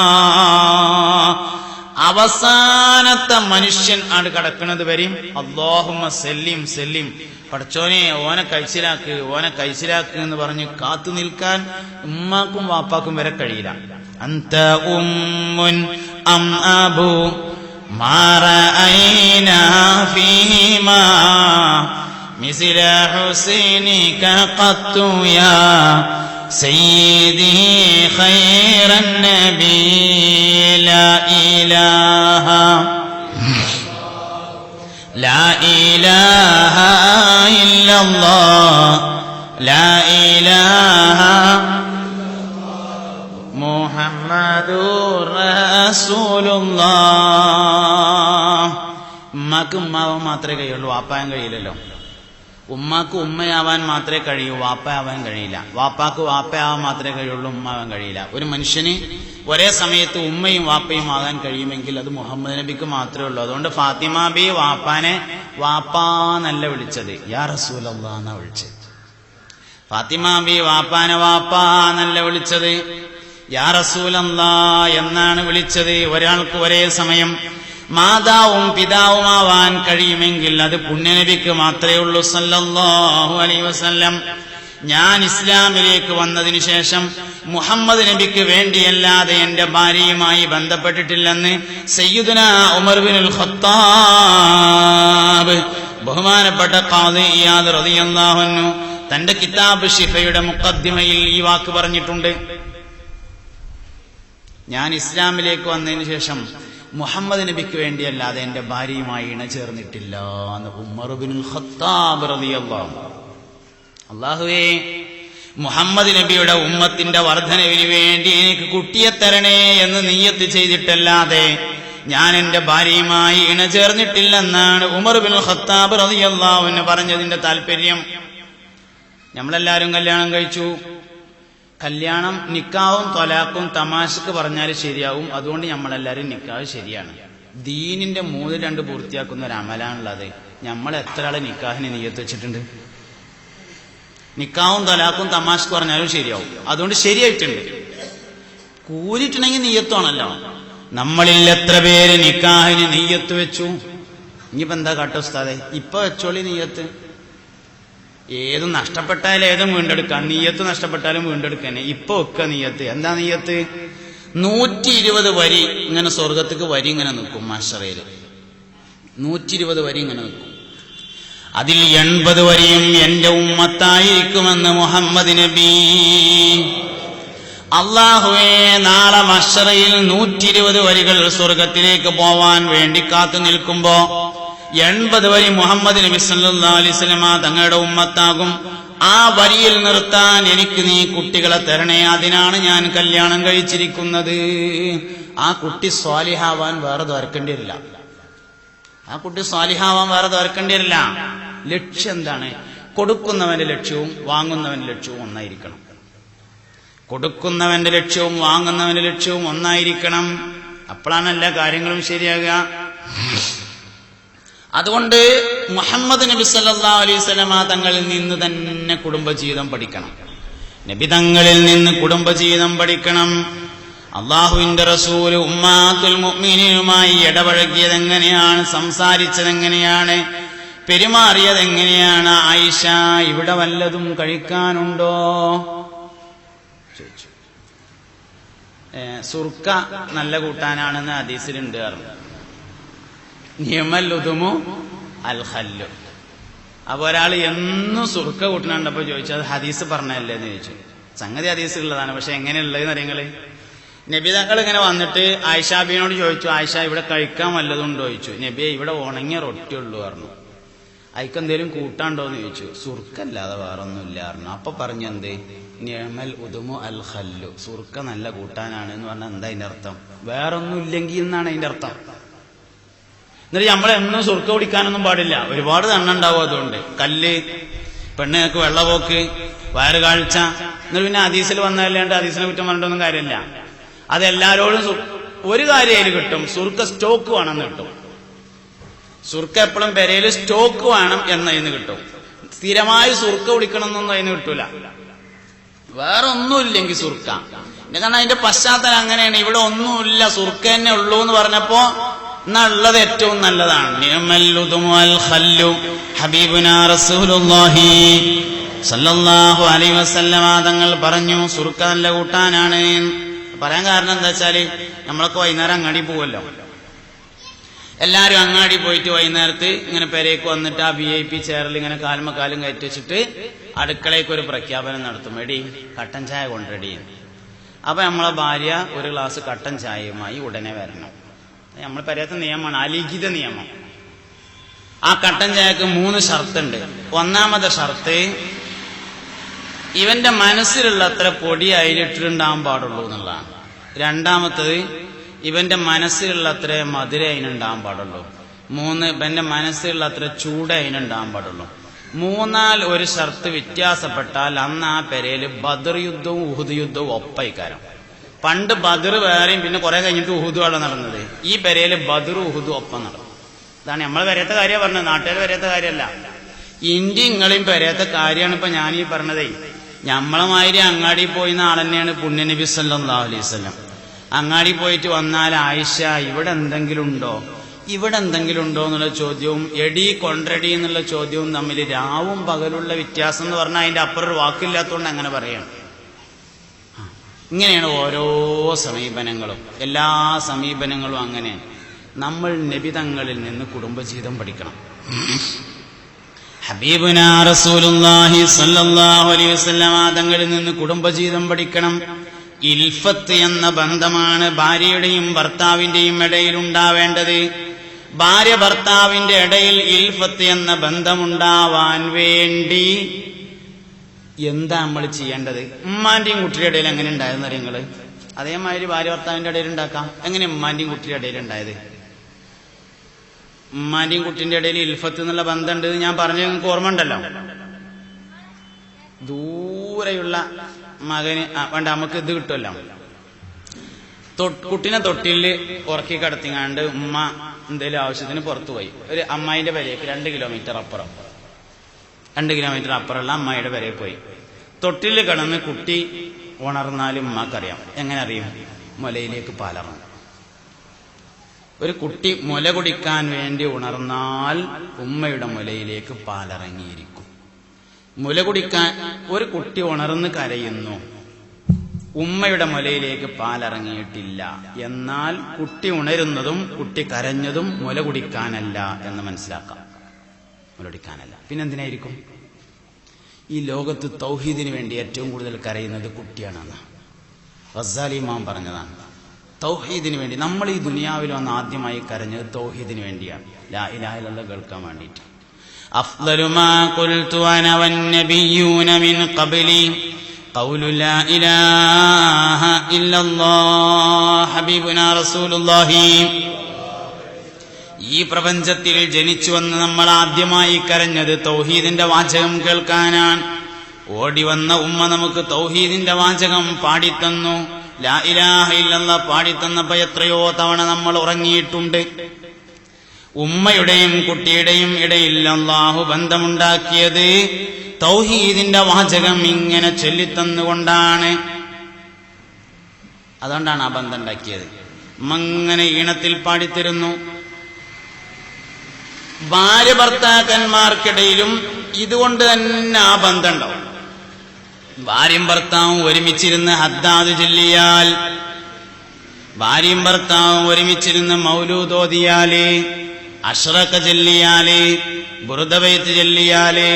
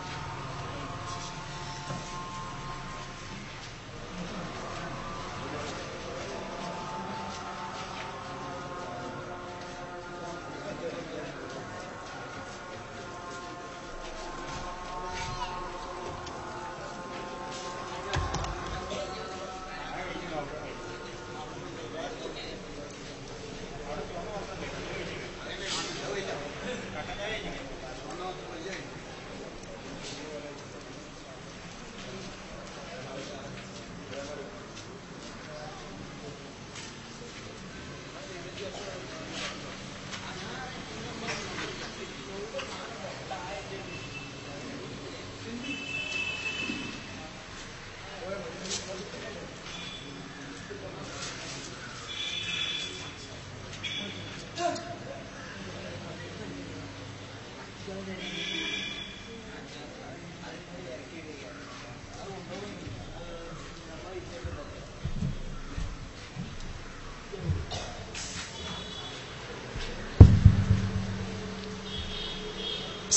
റഹ്മാനിർ റഹീം. മുഅ്മിനീങ്ങളെ, മുഹമ്മദ് നബി സല്ലല്ലാഹു അലൈഹി വസല്ലം ഉൾപ്പെടെയുള്ള എല്ലാ അമ്പിയാക്കളും ലാ ഇലാഹ ഇല്ലല്ലാഹ് എന്നൊരു വാക്ക് പറയാൻ വേണ്ടി വന്നു. മരിക്കുമ്പോൾ പറയാനുള്ള വാക്കാണ്. ജീവിതത്തിലെ ഏറ്റവും പ്രധാനപ്പെട്ട സമയം എന്ന് പറഞ്ഞത് മരണരംഗാണ്. ഏറ്റവും പ്രധാനപ്പെട്ട സമയത്ത് ചെയ്യാൻ വേണ്ടി എല്ലാവരും സൂക്ഷിച്ചു വെക്കേണ്ട ഒരു വാക്ക്, ആ വാക്കിന് വേണ്ടിയാണ് യഥാർത്ഥത്തിൽ കുട്ടികൾ പോലും കരയുന്നത് എന്നാണ്. അപ്പൊ നമ്മളെ ഇടയിലേക്ക് ഒരു ചെറിയ കുട്ടി വന്ന് പെട്ടാല് കുട്ടി കരയല്ലോ. ഒരു ചെറിയ കുട്ടി ഒന്നിങ്ങനെ നോക്കും, പരിചയമുള്ള ആരുമില്ലെങ്കിൽ കുട്ടിയോട് കരയും. അപ്പൊ ബാക്കിൽ നിന്ന് കുട്ടിയുടെ വാപ്പ വന്നിട്ട് കൈമ പിടിച്ചാൽ കരച്ചു നിർത്തും. വാപ്പാന്റെ അടുത്തുനിന്ന് ഒരു കുട്ടി കരയാണെങ്കിലോ, വാപ്പ എടുത്തപ്പോ ഒരു കുട്ടി കരയാണ്. അപ്പൊ ഉമ്മ വന്നിട്ട് കുട്ടീനെ വാങ്ങിയാൽ കരച്ചിൽ നിർത്തും. കാരണം വാപ്പയേക്കാൾ പരിചയവും ബന്ധവും ഉമ്മാനോടാണ്. ഇനി ഉമ്മാന്റെ അടുത്ത് ഒരു കുട്ടി കരയാണെങ്കിലോ, ഉമ്മയേക്കാൾ പരിചയമുള്ള ആള് വരണം, അപ്പഴാ നിർത്താം. ഏതാ ഉമ്മാനേക്കാൾ പരിചയമുള്ള ആള്? അതാണ് തൗഹീദിന്റെ വാക്ക്. താരാട്ടിന്റെ രഹസ്യം എന്ന് പറഞ്ഞാൽ അതാണ്. താരാട്ടിന്റെ രഹസ്യം എന്ന് പറഞ്ഞാൽ അതാണ്. ലാ ഇലാഹ ഇല്ലല്ലാഹു ലാ ഇലാഹ ഇല്ലല്ലാഹ് ലാ ഇലാഹ ഇല്ലല്ലാഹു മുഹമ്മദുർ റസൂലുള്ളാഹ്. ഇപ്പോഴും നമുക്ക് അതിന്റെ ഫീലിംഗ് കിട്ടും. നമ്മൾ അന്ന് ദുനിയാവിൽ ജനിച്ചു വന്ന് ആദ്യമായി കരഞ്ഞത് ഇത് കേൾക്കാനായിരുന്നു. ദുനിയാവിൽ ജനിച്ചു വന്ന് നമ്മൾ ആദ്യമായി കരഞ്ഞത് ഈ വാക്ക് കേൾക്കാൻ. അങ്ങനെ നമ്മൾ അന്നത് കേട്ടു. നമ്മൾ ഒരുപാട് തവണ അത് കേട്ടു ഉറങ്ങി. എപ്പോഴാ ഒരു കുട്ടി ഉണരുന്നത്?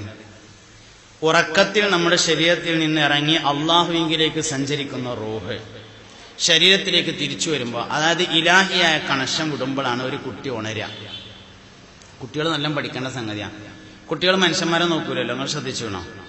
മനുഷ്യന്മാരെ ചെറിയ കുട്ടികൾ നോക്കാറില്ല. വെള്ള കളർ കണ്ടാൽ നോക്കും, വെളുത്ത ഡ്രസ്സോ കണ്ടാൽ നോക്കും, ലൈറ്റ് കണ്ടാൽ നോക്കും. കുട്ടികൾ അതാ നോക്കുക. അതെന്താ അങ്ങനെ നോക്കാൻ കാരണം? മാലാഖമാരുടെ ലോകവുമായി അവർക്കുള്ള ബന്ധമാണ്. ദുനിയാവിലേക്ക് അവസാനം തുറക്കുന്നതും കണ്ണാണ്, ദുനിയാവിൽ നിന്ന് ആദ്യമായി അടക്കുന്നതും കണ്ണാണ്. ചെവിയൊക്കെ തുറന്ന് എല്ലാം തുറന്നതിന് ശേഷം അവസാനേ ദുനിയാവിലേക്ക് കണ്ണ് തുറക്കുള്ളൂ. എന്നാൽ ആദ്യം ദുനിയാവിൽ നിന്ന് അടക്കുന്നത് കണ്ണായിരിക്കും. ആദ്യം യാത്ര പറയുക കണ്ണാണ്. പാപ്പ നമ്മളെ നോക്കണേന്ന് നമുക്ക് തോന്നും, പക്ഷെ നോക്കുന്നുണ്ടാവില്ല. ആദ്യം യാത്ര പറയുന്നത് കണ്ണായിരിക്കും. അപ്പൊ ഈ കണ്ണ് ദുനിയാവിലേക്ക് അവസാനേ തുറക്കണുള്ളൂ. കുട്ടികൾ മനുഷ്യന്മാരെ നോക്കാറില്ല, അവർ വെള്ള കളർ നോക്കും. മാലാഖമാരുടെ ലോകവുമായി അവർക്കുള്ള ബന്ധം. ഇങ്ങനെ ബന്ധം പാലിച്ച് കുട്ടികൾ ഇങ്ങനെ പോരുന്നു. അവർക്ക് ഏറ്റവും രസകരമായത് ലാ ഇലാഹ ഇല്ലല്ലാഹ് ചൊല്ലി കേൾക്കുക എന്നതാണ്. ഇത് ഉമ്മ ചൊല്ലിക്കൊടുത്തപ്പോഴാണ് ഉമ്മയും കുട്ടിയും തമ്മിൽ ഇൽഫത്ത് എന്ന ബന്ധമുണ്ടായത്. പിരിയാൻ കഴിയാത്ത ബന്ധമുണ്ടായി. ആ ബന്ധം എത്രയെന്ന് ചോദിച്ചു കഴിഞ്ഞാല്, ഭാര്യനോട് ഇതിന്റെ ഭാര്യ അല്ല എന്ന് ഒരിക്കൽ പറഞ്ഞ ഓളോളെ പേരേക്കാണ് പോണം. ഉമ്മാനോട് 1000 വട്ടം പറഞ്ഞാലും ഉമ്മ ഉമ്മന്നെ ആയിരിക്കും. ബന്ധത്തിന്റെ ഊക്കാണത്. ബന്ധത്തിന്റെ ഊക്കാണത്. ഈ ലാ ഇലാഹ ഇല്ലല്ലാഹ് എന്നത് ഉമ്മ നമുക്ക് ഇങ്ങനെ ചൊല്ലിത്തന്നു. ഇത് ഇതേപോലെ ഭാര്യയും നമ്മളും തമ്മിൽ ഒരുമിച്ചിരുന്ന് ചെല്ലുകയാണെങ്കിൽ ഇൽഫത്ത് എന്ന ബന്ധം ഭാര്യയും ഭർത്താവും ഉണ്ടാവും. മക്കളെയും കൂടിയും കൂട്ടിയാലോ എല്ലാരും കൂടി ഭയങ്കര ബന്ധമായിരിക്കും. ഞാൻ പറഞ്ഞത് ഹദ്ദാദ് റാത്തീബ് എന്ന് പറഞ്ഞത് അതിനനുസരിച്ച് തയ്യാർ ചെയ്തൊരു സംഗതിയാണ്. അത് വെറും പള്ളിക്ക് ചെല്ലാനുള്ളതോ മദ്രസ ചെല്ലാനുള്ളതോ മാത്രമല്ല, പെരയിലുമാണ് ഹദ്ദാദ് എല്ലാം. ബഹുമാനപ്പെട്ട അബ്ദുല്ലാഹിൽ ഹദ്ദാദ് റളിയല്ലാഹു അൻഹു എന്ന് പറഞ്ഞാല് പുണ്യനബിയുടെ കുടുംബം. ഒമാനിലെ സലാലയിലാണ് അദ്ദേഹത്തിന്റെ ഖബർ. അബ്ദുല്ലാഹിൽ ഹദ്ദാദിന്റെ യമനിലേക്ക് പോകുന്ന ബോർഡറിൽ ഒരു പാറക്കല്ലിന്റെ അടിയിൽ സയ്യിദന്മാരുടെ വലിയൊരു ശ്മശാനത്തിലാണ് മഹാനവറുകളുടെ ഖബറുള്ളത്. അബ്ദുല്ലാഹിൽ ഹദ്ദാദിന്റെ പകൽ സമയം മുഴുവനായിട്ടും പനിയാണ്. പകല് മുഴുവൻ പനി, പകല് മുഴുവൻ ഇരുമ്പ് പണി. ഹദ്ദാദ് എന്ന് പറഞ്ഞാൽ ഇരുമ്പ് പണിയെടുത്ത, ഹദ്ദാദ് എന്ന് പറഞ്ഞാൽ ഇരുമ്പ് പണിക്കാരനാണ്. ആ പേരിന്റെ അർത്ഥം തന്നെ അതാണ്. അബ്ദുള്ള എന്നാണ് പേര്. രാവിലെ മുതൽ വൈകുന്നേരം വരെ ഇരുമ്പ് പണിയെടുക്കും. രാത്രിയായാൽ വൈകുന്നേരമായാൽ നേരം വരുന്നതുവരെ പനിക്കും. അതിശക്തമായ പനി. അങ്ങനത്തെ ഒരു മനുഷ്യൻ. നാട്ടുകാര് അദ്ദേഹത്തോട് ചെന്നിട്ട് അവരുടെ പ്രയാസങ്ങളും വേവലാതികളും പറഞ്ഞപ്പോൾ അദ്ദേഹം ഉണ്ടാക്കി കൊടുത്തതാണ് ഹദ്ദാദ് റാത്തീബ് എന്നത്. എളുപ്പത്തിൽ ചെല്ലാൻ പറ്റുന്നത്. അതിൽ ഓരോ ദിക്റും വളരെ പ്രധാനമാണ്. ഈ അള്ളാഹുവിന്റെ ഈ 8 നാമങ്ങൾ ചേർത്തൊരു ദിക്റുണ്ടായില്ല. ഞാൻ ഉദാഹരണത്തിന് ഒന്ന് പറയാണ്. 8 നാമങ്ങൾ ചേർത്ത ഈ ഇസ്ലാമിൽ മാത്രമല്ല ലോകത്തെ ധാർമ്മികത പ്രചരിപ്പിക്കുന്ന എല്ലാ പ്രസ്ഥാനക്കാരും 8 നാമങ്ങൾ ചേർത്താണ് പറയാറുള്ളത്. എല്ലാ മതങ്ങളിലും അതുണ്ട് 8 നാമങ്ങൾ ചേർത്ത്. ഇസ്ലാമിലും അങ്ങനെ തന്നെയാണ് അള്ളാഹുവിന്റെ 8 നാമങ്ങൾ ചേർത്ത്. ഭയങ്കര രസകരമായ ഒരു ദിക്റാണ്. യാ അലിയു യാ കബീറു യാ അലീമു യാ ഖദീർ യാ സമീഉ യാ ബസീറു യാ ലത്തീഫു യാ ഖബീർ യാ അലിയു യാ കബീറു യാ അലീമു യാ ഖദീറു യാ സമീഉ യാ ബസീറു യാ ലത്തീഫു യാ ഖബീർ. ഇങ്ങനെയല്ല, ഇങ്ങനെ ഓരോ ദിക്റ് ഇതിങ്ങനെ ഒരുമിച്ചിരുന്ന് ചൊല്ലിയാല് ഭാര്യ, ഭർത്താവ്, മക്കള് തമ്മിൽ ഹൃദയബന്ധം, അതായത് ഇൽഫത്ത് എന്ന ബന്ധം ഉണ്ടാവും. ഉമ്മാനി നമ്മളും തമ്മിലുണ്ടായത് ഈ ബന്ധാണ്. ഉമ്മയും നമ്മളും തമ്മിലുണ്ടായത് ഈ ബന്ധമാണ്. താരാട്ടുപാടിത്തുന്ന ബന്ധമാണ്. അതാണ് ഇതേ ബന്ധം ഭാര്യ ഭർത്താക്കന്മാർക്കിടയിൽ ഉണ്ടാക്കാൻ വേണ്ടി കഴിയും, മക്കൾക്കിടയിൽ ഉണ്ടാക്കാൻ വേണ്ടി കഴിയും. അതിനൊക്കെ നമുക്കൊരു ഒഴിവാണെന്ന് മാത്രം. നമ്മൾ ഹർത്താലിൽ അന്ന് പോലും പെരയിലിരിക്കൂല. ഹർത്താലുള്ള ദിവസം എന്ന് പറഞ്ഞാൽ നാടൻ കോയിനെ അറക്കാനും പെരയിലിരിക്കാനും കുട്ടികളൊപ്പം ചോറിക്കാനുള്ള ദിവസമാണ്. എന്നാൽ പോലും നമ്മൾ പെരയിലിരിക്കൂല. അന്ന് എന്തെങ്കിലും ബൈക്കൊപ്പിച്ചിലെടുക്കലും പോകാൻ പറ്റുമോ നോക്കും. അന്നെങ്കിലും ഒന്ന് പെരയിലിരുന്നിട്ട് കുട്ടികളൊപ്പം ഒന്ന് ചോറിക്കണ്ടേ, നമ്മള് ഭാര്യന്റെ ഒപ്പം ഒന്ന് ചോറിക്കണ്ടേ. കൂടിയിരുന്ന് ഭക്ഷണം കഴിക്കുക എന്നുള്ളത് വളരെ പ്രധാനപ്പെട്ട ഒരു കാര്യമാണ്. ഒരുമിച്ചിരുന്ന് ഭക്ഷണം കഴിക്കുക. എല്ലാ നിലക്കും ഒഴിവുള്ള ദിവസമെങ്കിലും നന്നായിട്ടൊരു പുതിയ ഭക്ഷണമൊക്കെ ഉണ്ടാക്കിയിട്ട് നല്ലൊരു വലിയ തളികയിലാക്കിയിട്ട് എല്ലാവരും ആ ചുറ്റുവറിയിരുന്നാണ്ട് ഒന്ന് ഭക്ഷണം കഴിച്ചിട്ട് വർത്താനൊക്കെ പറഞ്ഞുകൊണ്ട് അതിനൊന്നും നമുക്ക് നേരമില്ല. എന്നാൽ നമുക്ക് സ്വർഗത്തിൽ ഒപ്പാവും വേണം. രണ്ടും കൂടി നടക്കൂല. ഇതിന് നേരമുണ്ടെങ്കിൽ അവിടെ ഒപ്പാവാൻ പറ്റും. സ്വർഗത്തിന് ഏതായാലും ഒപ്പാണ്. അള്ളാഹു ഒപ്പാക്കി തരട്ടെ. ഒന്നാമത് വേണ്ടത് ആഗ്രഹമാണ്. ആഗ്രഹിച്ചാലാവും. ആഗ്രഹിച്ചാവും. ഒരു വക്ത് നിസ്കാരം ഖളാ ആയാലേ 50,000 കൊല്ലം ഭാര്യയും ഭർത്താവും പിരിയണം. 5 കൊല്ലം നമുക്ക് പിരിയാൻ പറ്റില്ലല്ലോ. 5 കൊല്ലം പിരിയാൻ പറ്റാത്ത നമ്മളും നമ്മുടെ ഭാര്യയും ഒരു വക്ത് നിസ്കാരം ഖളാ ആയാൽ 50,000 കൊല്ലം കാണാതിരിക്കണം മഹ്ശറിൽ. ഓരോ വക്തിനും അങ്ങനെയാണ്. അതിലാണ് യഥാർത്ഥത്തിൽ സങ്കടം വേണ്ടത്. അതിലാണ് നമുക്ക് വിഷമം വേണ്ടത്. അതിൽ വിഷമിച്ചവരാണ് യഥാർത്ഥത്തിൽ നമ്മുടെ മുൻഗാമികൾ എന്ന് കാണാൻ പറ്റും. സ്വർഗം വലിയൊരു സംഗതിയാണ്.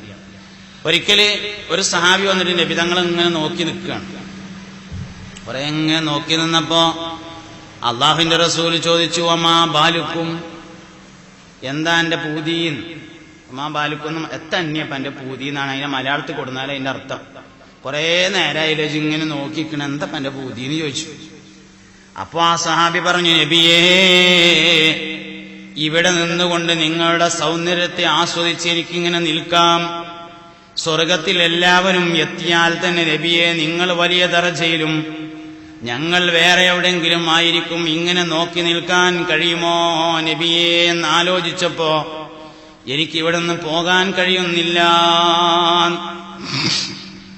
സ്വർഗം നമ്മുടെ ഒരു ചിന്താവിഷയം തന്നെ ആണില്ല. യഥാർത്ഥത്തിൽ നമ്മൾ ആഗ്രഹിക്കുന്ന എല്ലാ സാധനവും സ്വർഗത്തിലുള്ളതുകൊണ്ടാണ് നമുക്ക് ആഗ്രഹം വരുന്നത്. ഇപ്പൊ ഞമ്മക്ക് കുട്ടികളോട് നല്ല ഇഷ്ടമല്ലോ. കുട്ടികളോട് നല്ല ഇഷ്ടമാണ്. എന്താ കാരണം? കുട്ടികൾ സ്വർഗത്തിലുണ്ട് എന്നുള്ളതാണ് അതിന്റെ കാരണം. കുട്ടികൾ സ്വർഗത്തിലുണ്ട്. യതൂഫു അലൈഹിം വിൽദാനും മുഖല്ലദൂൻ ബിഅക്വാബിൻ വഅബാരീഖ വകഅസിൻ മിൻ മഈൻ. ഖിദ്മത്തിനായി കാണാമതിൽ ചില കുട്ടികൾ, കാഴ്ചക്ക് കൗതുകമേറും സുന്ദരമുത്തുകൾ. സ്വർഗത്തിലുണ്ട്. അതാണ്. എല്ലാവർക്കും ചുവന്ന റോസാപ്പൂ ഇഷ്ടല്ലേ? ചുവന്ന റോസാപ്പൂ എല്ലാവർക്കും ഇഷ്ടല്ലേ? എന്താ കാരണം? ചുവന്ന റോസാപ്പൂ സ്വർഗത്തിലുണ്ട് എന്ന് മാത്രമല്ല, സ്വർഗത്തിൽ അള്ളാന്റെ റസൂലിന്റെ ശരീഅത്തിന് ചുവന്ന റോസാപ്പൂവിന്റെ മണമായിരിക്കുമെന്ന് ബഹുമാനപ്പെട്ട ഇമാമുനാ തുർമുദി റളിയല്ലാഹു അൻഹു റിപ്പോർട്ട് ചെയ്തിട്ടുണ്ട്. അതുകൊണ്ടാണ് നമുക്ക് അതിനോട് ആഗ്രഹം. പാട്ട് എല്ലാവർക്കും ഇഷ്ടമല്ലേ? പാട്ട് എന്തേ പാട്ട് ഇഷ്ടമാവാൻ കാരണം? ഒരു സഹാബി വര്യൻ വന്നിട്ട് ചോദിച്ചു, അല്ലാഹുവിന്റെ റസൂലേ, സ്വർഗത്തിൽ പാട്ടുണ്ടോ? അഫിൽ ജന്നത്തി സമാഉൻ യാ റസൂലല്ലാഹ്, അല്ലാഹുവിന്റെ റസൂലേ, സ്വർഗത്തിൽ പാട്ടുണ്ടോ എന്ന് ചോദിച്ചു. നബി തങ്ങൾ പറഞ്ഞു, ഫിൽ ജന്നത്തി സമാ, സ്വർഗത്തിൽ പാട്ടുണ്ട്, ഉണ്ട്. അപ്പം മൂപ്പർക്കൊരു സംശയം, സ്വർഗത്തിലെ പാട്ട് എങ്ങനെ ഇക്കാരം? നബിയെ, സ്വർഗത്തിൽ എങ്ങനെ ഇക്കാരം പാട്ട് എന്ന് ചോദിച്ചു. അതിൽ പറഞ്ഞു, സ്വർഗത്തിലെ പാട്ട് ഹംദ്, സ്വലാത്ത്, തസ്ബീഹ് തുടങ്ങിയവ ചേർന്നതാണ് എന്ന് പറഞ്ഞു. അപ്പൊ നബിയെ, സ്വർഗത്തിൽ വേറെ പാട്ടുണ്ടോന്ന് ചോദിച്ചു. ആ, ഉണ്ട് പറഞ്ഞു. അതെങ്ങനെ ഇക്കാരം എന്ന് ചോദിച്ചു. സ്വർഗാവകാശികൾക്ക് പാട്ട് കേൾക്കണമെന്ന് ആഗ്രഹം തോന്നുമ്പോ അല്ലാഹു തആല സ്വർഗത്തിലൊരു പ്രത്യേകമായ കാറ്റുണ്ട്, ആ കാറ്റിനെ വിളിക്കും, എന്നിട്ടൊരു പാട്ട് പാടാൻ പറയും. അപ്പൊ സ്വർഗത്തിലെ മുളങ്കാട്ടിലേക്ക് അത് പ്രവേശിക്കും. അങ്ങനെ സ്വർഗത്തിലെ മുളങ്കാട്ടിൽ ചെന്നിട്ട് അതിങ്ങനെ പാട്ട് പാടുമ്പോൾ, ഞാൻ ഈ ഹദീസ് കണ്ടതിന് ശേഷമാണ് നമ്മൾ മനസ്സിലാക്കിയതനുസരിച്ച് മുള എന്ന് പറഞ്ഞാൽ ഒരു ഉപകാരമില്ലാത്ത സാധനമല്ല, ഭൂമിയിലെ വെള്ളം വലിച്ചെടുക്കാൻ വേണ്ടി മാത്രമുള്ള സാധനം എന്നാണ് നമ്മൾ കരുതിയത്. പക്ഷെ സ്വർഗത്തിലെ പാട്ട് പാടുന്ന സാധനമാണത്. യഥാർത്ഥത്തിൽ മുള ഇവിടുന്ന് തന്നെ പാട്ട് പാടുന്നുണ്ടല്ലോ. മുള എന്ന് പറഞ്ഞ സാധനം ഇവിടെ നിന്ന് തന്നെ പാട്ട് പാടുന്നുണ്ട്. ഉമർ ഖയ്യാമാണ് മുളയുടെ പാട്ട് ഏറ്റവും നന്നായി വിശദീകരിച്ചത്. ഒരു മുളയിൽ നിന്ന് ഒരു തണ്ട് ഇങ്ങനെ വലിച്ചെടുത്ത് അതിന്റെ അടിസ്ഥാന തണ്ടിൽ അത് വെച്ചിങ്ങനെ ഒരുതിയാൽ ഉണ്ടാകുന്ന ഒരു ശബ്ദം തൗഹീദിന് വേണ്ടിയുള്ള കരച്ചിലാണെന്ന, രണ്ടിൽ നിന്ന് ഒന്നിലേക്ക് പോവാനുള്ള ദാഹം, അതാണ് യഥാർത്ഥത്തിൽ മുളയുടെ കരച്ചിൽ എന്ന് ഉമർ ഖയ്യാം പറഞ്ഞിട്ടുണ്ട്. ജിമായിൽ എന്താ ഉള്ളത്? രണ്ടിൽ നിന്ന് ഒന്നിലേക്കുള്ള യാത്രയാണ് ശരിക്കും അതിലുള്ളത്. തൗഹീദാണ് ശരിക്കും അതിലൊക്കെ ഉള്ളത്. അതുകൊണ്ടാണ് അതിന് സ്വർഗീയമായ അമൽ എന്ന് പറയാൻ കാരണം. സ്വർഗത്തിനെ കുറിച്ച്, സ്വർഗീയ സുഖത്തെ കുറിച്ച് പറയുമ്പോൾ ജിമായിനെ കുറിച്ച് പറയാൻ അതാണ് കാരണം. നമുക്ക് എന്തൊക്കെ സാധനങ്ങളോട് ദുനിയാവിൽ ഇഷ്ടം തോന്നുന്നുണ്ടോ അതെല്ലാം സ്വർഗത്തിലുള്ളതുകൊണ്ടാണ് ഇഷ്ടം. പാമ്പിനോട് നമ്മക്കാർക്കും ഇഷ്ടമല്ല, എന്തേ? പാമ്പ് സ്വർഗത്തിലില്ല. തേളിനോട് നമ്മക്കാർക്കും ഇഷ്ടമല്ല, എന്തേ? തേള് സ്വർഗത്തിലില്ല. ഇത് നമ്മൾ ആഗ്രഹമായിട്ട് മാറുമ്പോ നമ്മളെ ഷോക്കേസിലുള്ള നരകത്തിലുള്ള എല്ലാ സാധനവും വലിച്ചെറിയണം പോയിട്ട്. സ്വർഗം നമ്മളൊരു ആഗ്രഹമാണെങ്കിൽ നമ്മളെ പ്രവർത്തനം അതിനനുസരിച്ച് വരണല്ലോ. അപ്പൊ നമ്മളെ ഷോക്കേസിൽ നരകത്തിലുള്ള കുറെ സാധനം ഉണ്ടാവും. പ്ലാസ്റ്റിക്കിന്റെ തേള്, പിന്നെ റബ്ബറിന്റെ പാമ്പ്, അതൊക്കെ എടുത്തെറിഞ്ഞിട്ട് വല്യപ്പ പണ്ട് ഒതുണ്ടാക്കിയ ഓടിന്റെ കിണ്ടില്ലേ അട്ടത്ത്, അത് എടുക്കുക. എടുത്തിട്ട് കൊണ്ടുപോയിട്ട് നല്ല പൊടിയൊക്കെ ഇട്ടിട്ടൊന്ന് വരതിയിട്ട് ഉഷാറാക്കിയിട്ട് കൊണ്ടുവയ്ക്കുക. എന്തേ കാരണം? കാരണമാണ് വേണ്ടത്. എന്താ കാരണം? സ്വർഗത്തിൽ കിണ്ടിയുണ്ട് എന്ന് ഖുർആനിലുണ്ട്. യതൂഫു അലൈഹിം വിൽദാനും മുഖല്ലദൂൻ ബിഅക്വാബിൻ വഅബാരീഖ വകഅസിം മിൻ മഈൻ. സ്വർഗം നമുക്ക് പൂതി ഉണ്ടെന്ന് വന്നാൽ പോരാ, പൂതി ഉള്ളതിനനുസരിച്ച് പ്രവർത്തനമാണല്ലോ. പൂതി ഉള്ളതിനനുസരിച്ച് പ്രവർത്തനം വേണം. അതുകൊണ്ട് ഈ അമൽ സ്വർഗത്തിലേക്കുള്ളതാണ്. കുടുംബജീവിതം എന്ന് പറഞ്ഞാൽ സ്വർഗത്തിലേക്കുള്ളതാണ് ശരിക്കും. അതിൽ ഓരോ കാര്യങ്ങൾ നോക്കിയാൽ അത് കിട്ടും. ഓരോ കാര്യങ്ങളും സ്വർഗത്തിലേക്കുള്ളതെന്ന് കിട്ടും. ഇബ്രാഹിം നബി അലൈഹിസ്സലാം ദുആ ചെയ്തു, റബ്ബി ലാ തുഹ്സിനീ ഹീന യുബ്അസൂൻ യൗമ ലാ യൻഫഉ മാലും വലാ ബനൂൻ ഇല്ലാ മൻ അത്തല്ലാഹ ബിഖൽബിൻ സലീം. എന്റെ റബ്ബേ, ലാ തുഹ്സിനി, എന്നെ നീ ടെൻഷനാക്കരുത്, ഹീന യുബ്അസൂൻ, ബീസത്തിന്റെ നാളില്, യൗമ ലാ യൻഫഉ മാലും വലാ ബനൂൻ, മക്കളും മുതലും ഉപകാരം ചെയ്യാത്ത ദിവസമാണത്. ആർക്കും ഉപകാരം ചെയ്യൂലെന്നല്ല, ഇല്ലാ മൻ അത്തല്ലാഹ ബിഖൽബിൻ സലീം, ഖൽബുൻ സലീമോടുകൂടെ അല്ലാഹുവിങ്കൽ ചെന്നവനല്ലാതെ. അപ്പൊ ഖൽബുൻ സലീമോടുകൂടെ ചെല്ലണം. എന്തിന്? സ്വർഗത്തിൽ മക്കളെ കൊണ്ട് ഉപകാരം കിട്ടാനേ. അപ്പൊ മക്കൾ സ്വർഗത്തിലേക്കുള്ളതാണ് എന്നർത്ഥം. മുതലും സ്വർഗത്തിലുള്ള തന്നെയാണ്. അള്ളാഹു തആല നമുക്ക് മുതൽ തന്നിട്ടുള്ളത് അള്ളാഹു തആല നമുക്ക് നാവ് തന്നിട്ടുള്ളത് ദിക്റ് അല്ലാനാ. അള്ളാഹു തആല നമുക്ക് സമ്പത്ത് തന്നിട്ടുള്ളത് സ്വർഗം വാങ്ങാനാ. അള്ളാഹു തആല നമുക്ക് മക്കളെ തന്നിട്ടുള്ളത് സ്വർഗം വാങ്ങാനാ.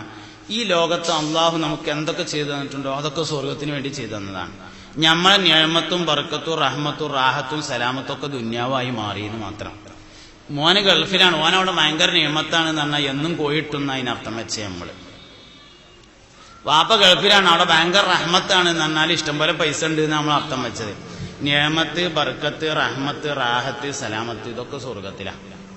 അതൊക്കെ സ്വർഗാണ് ശരിക്കും.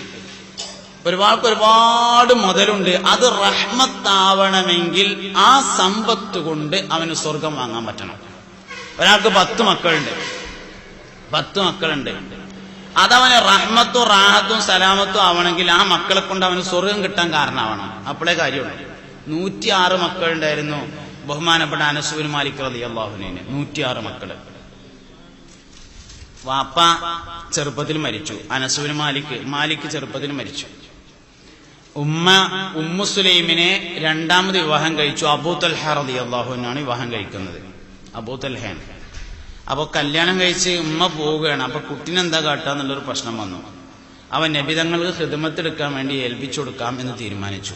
അങ്ങനെ ഉമ്മു സുലൈമിനെ രണ്ടാമത് വിവാഹം കഴിച്ച അബൂ സുലൈം റളിയല്ലാഹു അൻഹു അനസ് റളിയല്ലാഹു അൻഹുവിന്റെ കയ്യും പിടിച്ചിട്ട് നബിന്റെ അടുത്ത് വന്നു. ഈ ഉമ്മു സുലൈം അബൂ സുലൈം എന്ന് പറഞ്ഞാൽ അബൂ തൽഹയാണ് അബൂ സുലൈം എന്ന് പറഞ്ഞത്. അബൂ തൽഹയുടെ ഭാര്യയാണ് ഉമ്മു സുലൈം. നബി തങ്ങൾ ഒരിക്കൽ പറഞ്ഞല്ലോ, നിങ്ങൾക്കൊരു മാതൃകാപരമായ ഭാര്യയും ഭർത്താവിനെയും കാണണമെങ്കിൽ അബൂ സുലൈമിനെയും ഉമ്മു സുലൈമിനെയും നോക്കണം എന്ന്. അതായത് കുട്ടി മരിച്ചിട്ട് ഞാൻ പറഞ്ഞുകൊണ്ട് നിങ്ങൾ പറയണ്ടെന്ന് പറഞ്ഞ് അങ്ങനെ അവസാനം പിന്നെ ഭാര്യ ഭർത്താവിനനുസരിച്ചു, ഭക്ഷണം കൊടുത്തു, എല്ലാം കഴിഞ്ഞു. അവസാനം അള്ളാഹു നമ്മുടെ അടുത്ത് തന്നിരുന്ന അമാനത്ത് അവൻ തിരിച്ചു ചോദിച്ചിരിക്കുന്നു എന്ന് പറഞ്ഞ ആ സംഭവം, അതാണ് അബൂ സുലൈം ഉമ്മു സുലൈം എന്ന് പറഞ്ഞത്. ഈ ഉമ്മു സുലൈം, ഈ അബൂ തൽഹ ഈ ശരിക്ക് ഉമ്മു സുലൈമിനെ വിവാഹം ചെയ്യാനുള്ള കാരണം തന്നെ അബൂ തൽഹയ്ക്ക് ഉമ്മു സുലൈമിനോട് താല്പര്യം തോന്നി. ഞാൻ എന്നെ വിവാഹം കഴിക്കട്ടെ എന്ന് ചോദിച്ചു. മുസ്ലിം ആവുകയാണെങ്കിൽ കല്യാണം കഴിക്കാറുണ്ട്. അങ്ങനെയാണ് അബൂ തൽഹ മുസ്ലിമായി വിവാഹം കഴിക്കുന്നത്. എന്നിട്ട് നല്ല ഉയർന്ന മനുഷ്യനായി. മാതൃകാപരമായ ദമ്പതികളിലാണ് ആരെ എണ്ണിയത്? അബൂ സുലൈമിനെയും ഉമ്മു സുലൈമിനെയും എണ്ണിയത്. ഈ ഉമ്മു സുലൈം എന്ന അനസ് റളിയല്ലാഹുവിന്റെ ഉമ്മ രണ്ടാമത് കല്യാണം കഴിച്ച് അബൂ തൽഹയുടെ കൂടെ പോണ സമയത്ത് അനസ് റളിയല്ലാഹുവിനെ നബി തങ്ങൾക്ക് ഉണ്ടായി കൊടുത്തു. കൊണ്ടുപോയിട്ട് എളാപ്പ പറഞ്ഞു, അതായത് ഉമ്മു സുലൈമിന്റെ രണ്ടാം ഭർത്താവായ എളാപ്പ പറഞ്ഞു, അള്ളാന്റെ റസൂലേ, അനസുമോൻ ഇവിടെ നിന്നോട്ടെ, നിങ്ങൾ ഓന് വേണ്ടി ഒന്ന് ദ്വാരനാ മതി. അപ്പൊ ഇങ്ങനെ തലയിൽ ഇങ്ങനെ കൈവച്ചു. അല്ലാഹുമ്മ ബാരിക് ലഹു ഫീ മാലിഹി വ ഔലാദിഹി. അല്ലാഹുവേ, അനസിനെ മാലിലും ഔലാദിലും ബർക്കത്ത് ചെയ്യണേ എന്ന് ദ്വാരുന്നു. ചെറുപ്പം അനസ് റളിയല്ലാഹു അൻഹു പറയുന്നുണ്ട്, നബി തങ്ങളും ആയിഷ ബീവിയും ഒരു തലയണമ തല വെച്ചിട്ട് ഇങ്ങോട്ട് കിടക്കുമ്പോ അതേ തലയണമ ഇവിടെ തല വെച്ചിട്ട് ഞാൻ ഇങ്ങോട്ട് കിടക്കും. ആ പെരയിൽ വേറെ തലയണ ഉണ്ടായിരുന്നില്ല, ഇങ്ങോട്ട് കിടക്കും. അത്രയും ചെറുപ്പത്തിൽ നബിന്റെ ഒപ്പം കൂടി ഇതായിരുന്നു. കൊല്ലത്തിൽ 2 പ്രാവശ്യം കായ്ക്കുന്ന തോട്ടം മദീനയിൽ അനസ് ബിൻ മാലിക്കിന് മാത്രമായിരുന്നു. റളിയല്ലാഹു 106 മക്കളുണ്ടായി അനസ് റളിയല്ലാഹുവിന്. 106 ഹാഫിളീങ്ങളാണ്. നമ്മൾ മരിച്ചെടുക്കുമ്പോ ഒന്ന് ഓതണമെങ്കിൽ വാടക ആളെ കൊണ്ടുണ്ടേ. അനസ് റളിയല്ലാഹുവിന് 106 ഹാഫിളീങ്ങളായ മക്കളുണ്ടായി. അപ്പൊ മക്കള് മുതല് എന്നൊക്കെ പറഞ്ഞത് സ്വർഗം വാങ്ങാനുള്ളതാണ് യഥാർത്ഥത്തിൽ. അങ്ങനെ ആവണം. എന്തിനാ നമുക്ക് കുട്ടികള്? എന്തിനാ നമുക്ക് കുട്ടിയെന്ന് ആലോചിക്കുമ്പോ ആദ്യം നമ്മളെ കൽബക്ക് വരിക വയസ്സാവുമ്പോ നോക്കാൻ എന്നാണ്. ഫസ്റ്റ് നമ്മളെ മനസ്സിക്ക് വരിക അതാണ്. വയസ്സാവുമ്പോ നോക്കാനാണ്. നമ്മളെ വയസ്സാവുമ്പോ നോക്കാൻ ഒരു കുട്ടി വേണമെന്ന് ആര് പറഞ്ഞെന്നാ? നമുക്ക് കുട്ടിയായിരിക്കുമ്പോൾ നമ്മളെ നോക്കി അള്ളാഹു തആലക്ക് വയസ്സാവുമ്പോ നോക്കാൻ വല്ല പ്രയാസവും ഉണ്ടാവും? ഒരു പ്രയാസമില്ല. ആരോഗ്യം അനുവദിക്കുകയാണെങ്കിൽ അടുത്ത കൊല്ലം ഹജ്ജിന് പോകണമെന്ന് പറയല്ലോ. ആരോഗ്യമില്ലാതെ നിന്നെ ഹജ്ജിന് കൊണ്ടുപോയിട്ട് തിരിച്ചു കൊണ്ടുവരാൻ നിന്റെ റബ്ബിന് കഴിയല്ലോ. റബ്ബിനത് കഴിയുമല്ലോ. ഒരാരോഗ്യമില്ല, നീച്ചാൻ വെച്ചെങ്കിലും എന്നെ മക്കത്തും മദീനത്തും കൊണ്ടുപോയിട്ട് ഹജ്ജ് ഉംറയും നിർവഹിച്ചുകൊണ്ട് തിരിച്ചുവിടെ കൊടുന്നാക്കാൻ നിന്റെ റബ്ബിന് കഴിയുമെങ്കിൽ എന്തിനാ ആരോഗ്യത്തുമ്പോ കണക്ട് ചെയ്യണം? അതിന് അള്ളാന്റെ തൗഫീഖ് ഉണ്ടെങ്കിൽ എന്നാ പറയേണ്ടത്. തൗഫീഖ് ഉണ്ടെങ്കിൽ അടുത്ത കൊല്ലം പോണം എന്നാ പറയേണ്ടത്. ആരോഗ്യത്തും കണക്ട് ചെയ്യണ്ട. എന്ന മാതിരി കുട്ടികൾ എന്തിനാന്ന് ചോദിച്ചാൽ ആദ്യം നമ്മളെ മനസ്സിക്ക് വരിക വയസ്സാവുമ്പോ നോക്കാനാണ് എന്നാ. അതാണ് ഇബ്രാഹിം നബി തോരുന്നത്, പഠിച്ചോനെ അങ്ങനെ ആയാൽ ഞാൻ ടെൻഷനാകും. റബ്ബി ലാ തുഖ്സിനീ ഹീന യുബഅസൂൻ, ബീസത്തിന്റെ നാളിൽ എന്നെ നീ ടെൻഷനാക്കരുത് റബ്ബേ. യൗമ ലാ യൻഫഉ മാലും വലാ ബനൂൻ, മക്കളും മുതലും ഉപകാരം ചെയ്യാത്ത ദിവസമാണത്. ഇല്ലാ മൻ അത്തല്ലാഹ ബിഖൽബിൻ സലീം, ഖൽബുൻ സലീമോടുകൂടെ അല്ലാഹുവിന്റെ അടുക്കൽ ചെന്നവനല്ലാതെ. പടച്ചോനെ, എനിക്ക് ഇജ്ജല്ലാതെ ആരുമില്ലല്ലോ എന്നൊരാൾക്ക് തോന്നിയാൽ അവന് മക്കളെ കൊണ്ട്, അതാണ് ഖൽബുൻ സലീം. എല്ലാ ബന്ധനങ്ങളിൽ നിന്നും രക്ഷപ്പെട്ട ഹൃദയം. അല്ലാഹ് എനിക്ക് ഇജ്ജ് മാത്രമേ ഉള്ളൂ എന്നൊരാൾക്ക് തോന്നിയാൽ മക്കളെ കൊണ്ട് കാര്യം ഉണ്ടാവും. ഇല്ലെങ്കിൽ 3 മക്കളുണ്ട്. ഒരാൾ സൗദിയിലാണ്, ഓൻ ലീവിന് നാട്ടിൽ വന്നിട്ടുണ്ട്. രണ്ടാമത്തവൻ കുവൈത്തിലാണ്, ഓൻ പൈസ ഒക്കെ ഉണ്ട്. 3-മത്തവൻ കോളേജ് വെക്കേഷനിലാണ്, വീട്ടിലിരിക്കാൻ ഓനുണ്ട്. വാപ്പ ആശുപത്രിക്ക് പോവുകയാണ്. വാപ്പ അങ്ങനെ മനസ്സുകൊണ്ട് വിചാരിച്ചു, പൈസ വെക്കാൻ 1-മത്തവൻ അല്ല, ആശുപത്രിയിൽ നിൽക്കാൻ 1-മത്തവൻ ലീവിന് വന്നു. പൈസ വെക്കാൻ 2-മത്തവൻ കുവൈത്തില്, പെരത്തെ കാര്യം നോക്കാൻ 3-മത്തവൻ നാട്ടില്. ആശുപത്രിയിൽ ഒന്ന് റാഹത്തായിട്ട് പോയി കിടക്കട്ടെ എന്ന് കരുതി വാപ്പ പോയാല് 3 ദിവസം തിരക്കുണ്ടാവില്ല. 4-മത്തെ ദിവസം ഫോൺ എടുത്തിട്ട് മറവ് പോയിട്ട് ഇങ്ങനെ ഞെക്കിയിട്ട് വിളിക്കും, കുഞ്ഞോളെ, കുഞ്ഞുട്ടിക്ക് ഒഴിവുണ്ടോ വാപ്പാന്റെ അടുത്തൊന്ന് വന്നിക്കാന്. അവനെ വാപ്പ ആശുപത്രി കിടക്കുമ്പോ ഒന്ന് പോയിക്കാ ഒഴിവില്ലാത്ത നമ്മളെന്തിനാ അവനെ പറ്റുക? ചെവിയോണ്ടാണ് കേൾക്കേണ്ടി വരും. എനിക്ക് എന്റെ മക്കളുണ്ട് എന്നൊരാൾക്ക് തോന്നിയാൽ, റബ്ബേ എനിക്ക് നീ മാത്രമേ ഉള്ളൂ എന്ന് തോന്നിയാലേ ഓന് ഒറ്റ മോൻ മതിയാവും, ചിലപ്പോ അതിന്റെ ആവശ്യം ഉണ്ടാവില്ല. അതാണ് അള്ളാഹുവിൽ ഏൽപ്പിക്കുക എന്ന് പറഞ്ഞത്. എന്തിനാ നമുക്ക് കുട്ടികൾ? അത് കറക്റ്റ് തീരുമാനിക്കണം. നമുക്ക് എന്തിനാ മക്കൾ? മുഹമ്മദ് നബിയുടെ ഉമ്മത്തിന്റെ വർധനവിന് മാത്രമേ നമുക്ക് കുട്ടികളെ ആവശ്യമുള്ളൂ, വേറെ ഒന്നിനും ആവശ്യമില്ല. നിങ്ങൾ കറക്റ്റ് ആ നീയത്തിൽ നിൽക്കുമെങ്കിൽ കുട്ടികൾ നന്നാൻ വേറെ വഴിയും വേണ്ട. നന്നായി ഈ നീയത്തിൽ കറക്റ്റ് നിൽക്കാൻ കഴിഞ്ഞാൽ കുട്ടികൾ നന്നായി. എല്ലാ കാര്യവും ഇങ്ങനെയാണ്, കറക്റ്റ് നമുക്ക് നിൽക്കാൻ പറ്റണം. അതുകൊണ്ട് കാര്യങ്ങൾ അള്ളാഹുവിനെ ഏൽപ്പിക്കുക. അപ്പൊ ഒന്നാമതായി നമ്മളെ കൽബിക്ക് വരിക വയസ്സാവുമ്പോ നോക്കാൻ എന്നാ. രണ്ടാമതായി പിന്നെ നമുക്ക് വരിക കുറെ സ്വത്തും മുതലൊക്കെ ഇല്ല, അതിനൊരു അനന്തരാവകാശി വേണ്ടേ? ആരാ പറഞ്ഞു അതിന് അവകാശമാണെന്ന്? നമ്മൾ മരിച്ചു കുറെ സ്വത്തും മുതലൊക്കെ അന്യാധീനപ്പെട്ടു, ഗവൺമെന്റ് കണ്ടുകെട്ടി. ഇന്ന് എന്ത് ചേമ്പ വരാനുള്ളത്? ഒന്നും വരാനില്ല. മക്കൾ ഉണ്ടായാലേ ബുദ്ധിമുട്ട് പോലെ. അതുകൊണ്ട് ഇങ്ങനെ തല്ലുകൂടി കണ്ടിക്കും. ആരെ പറഞ്ഞു അതിന് അനന്തരാവകാശമാണെന്ന്? അതിനൊന്നും കുട്ടികളെ വേണ്ട.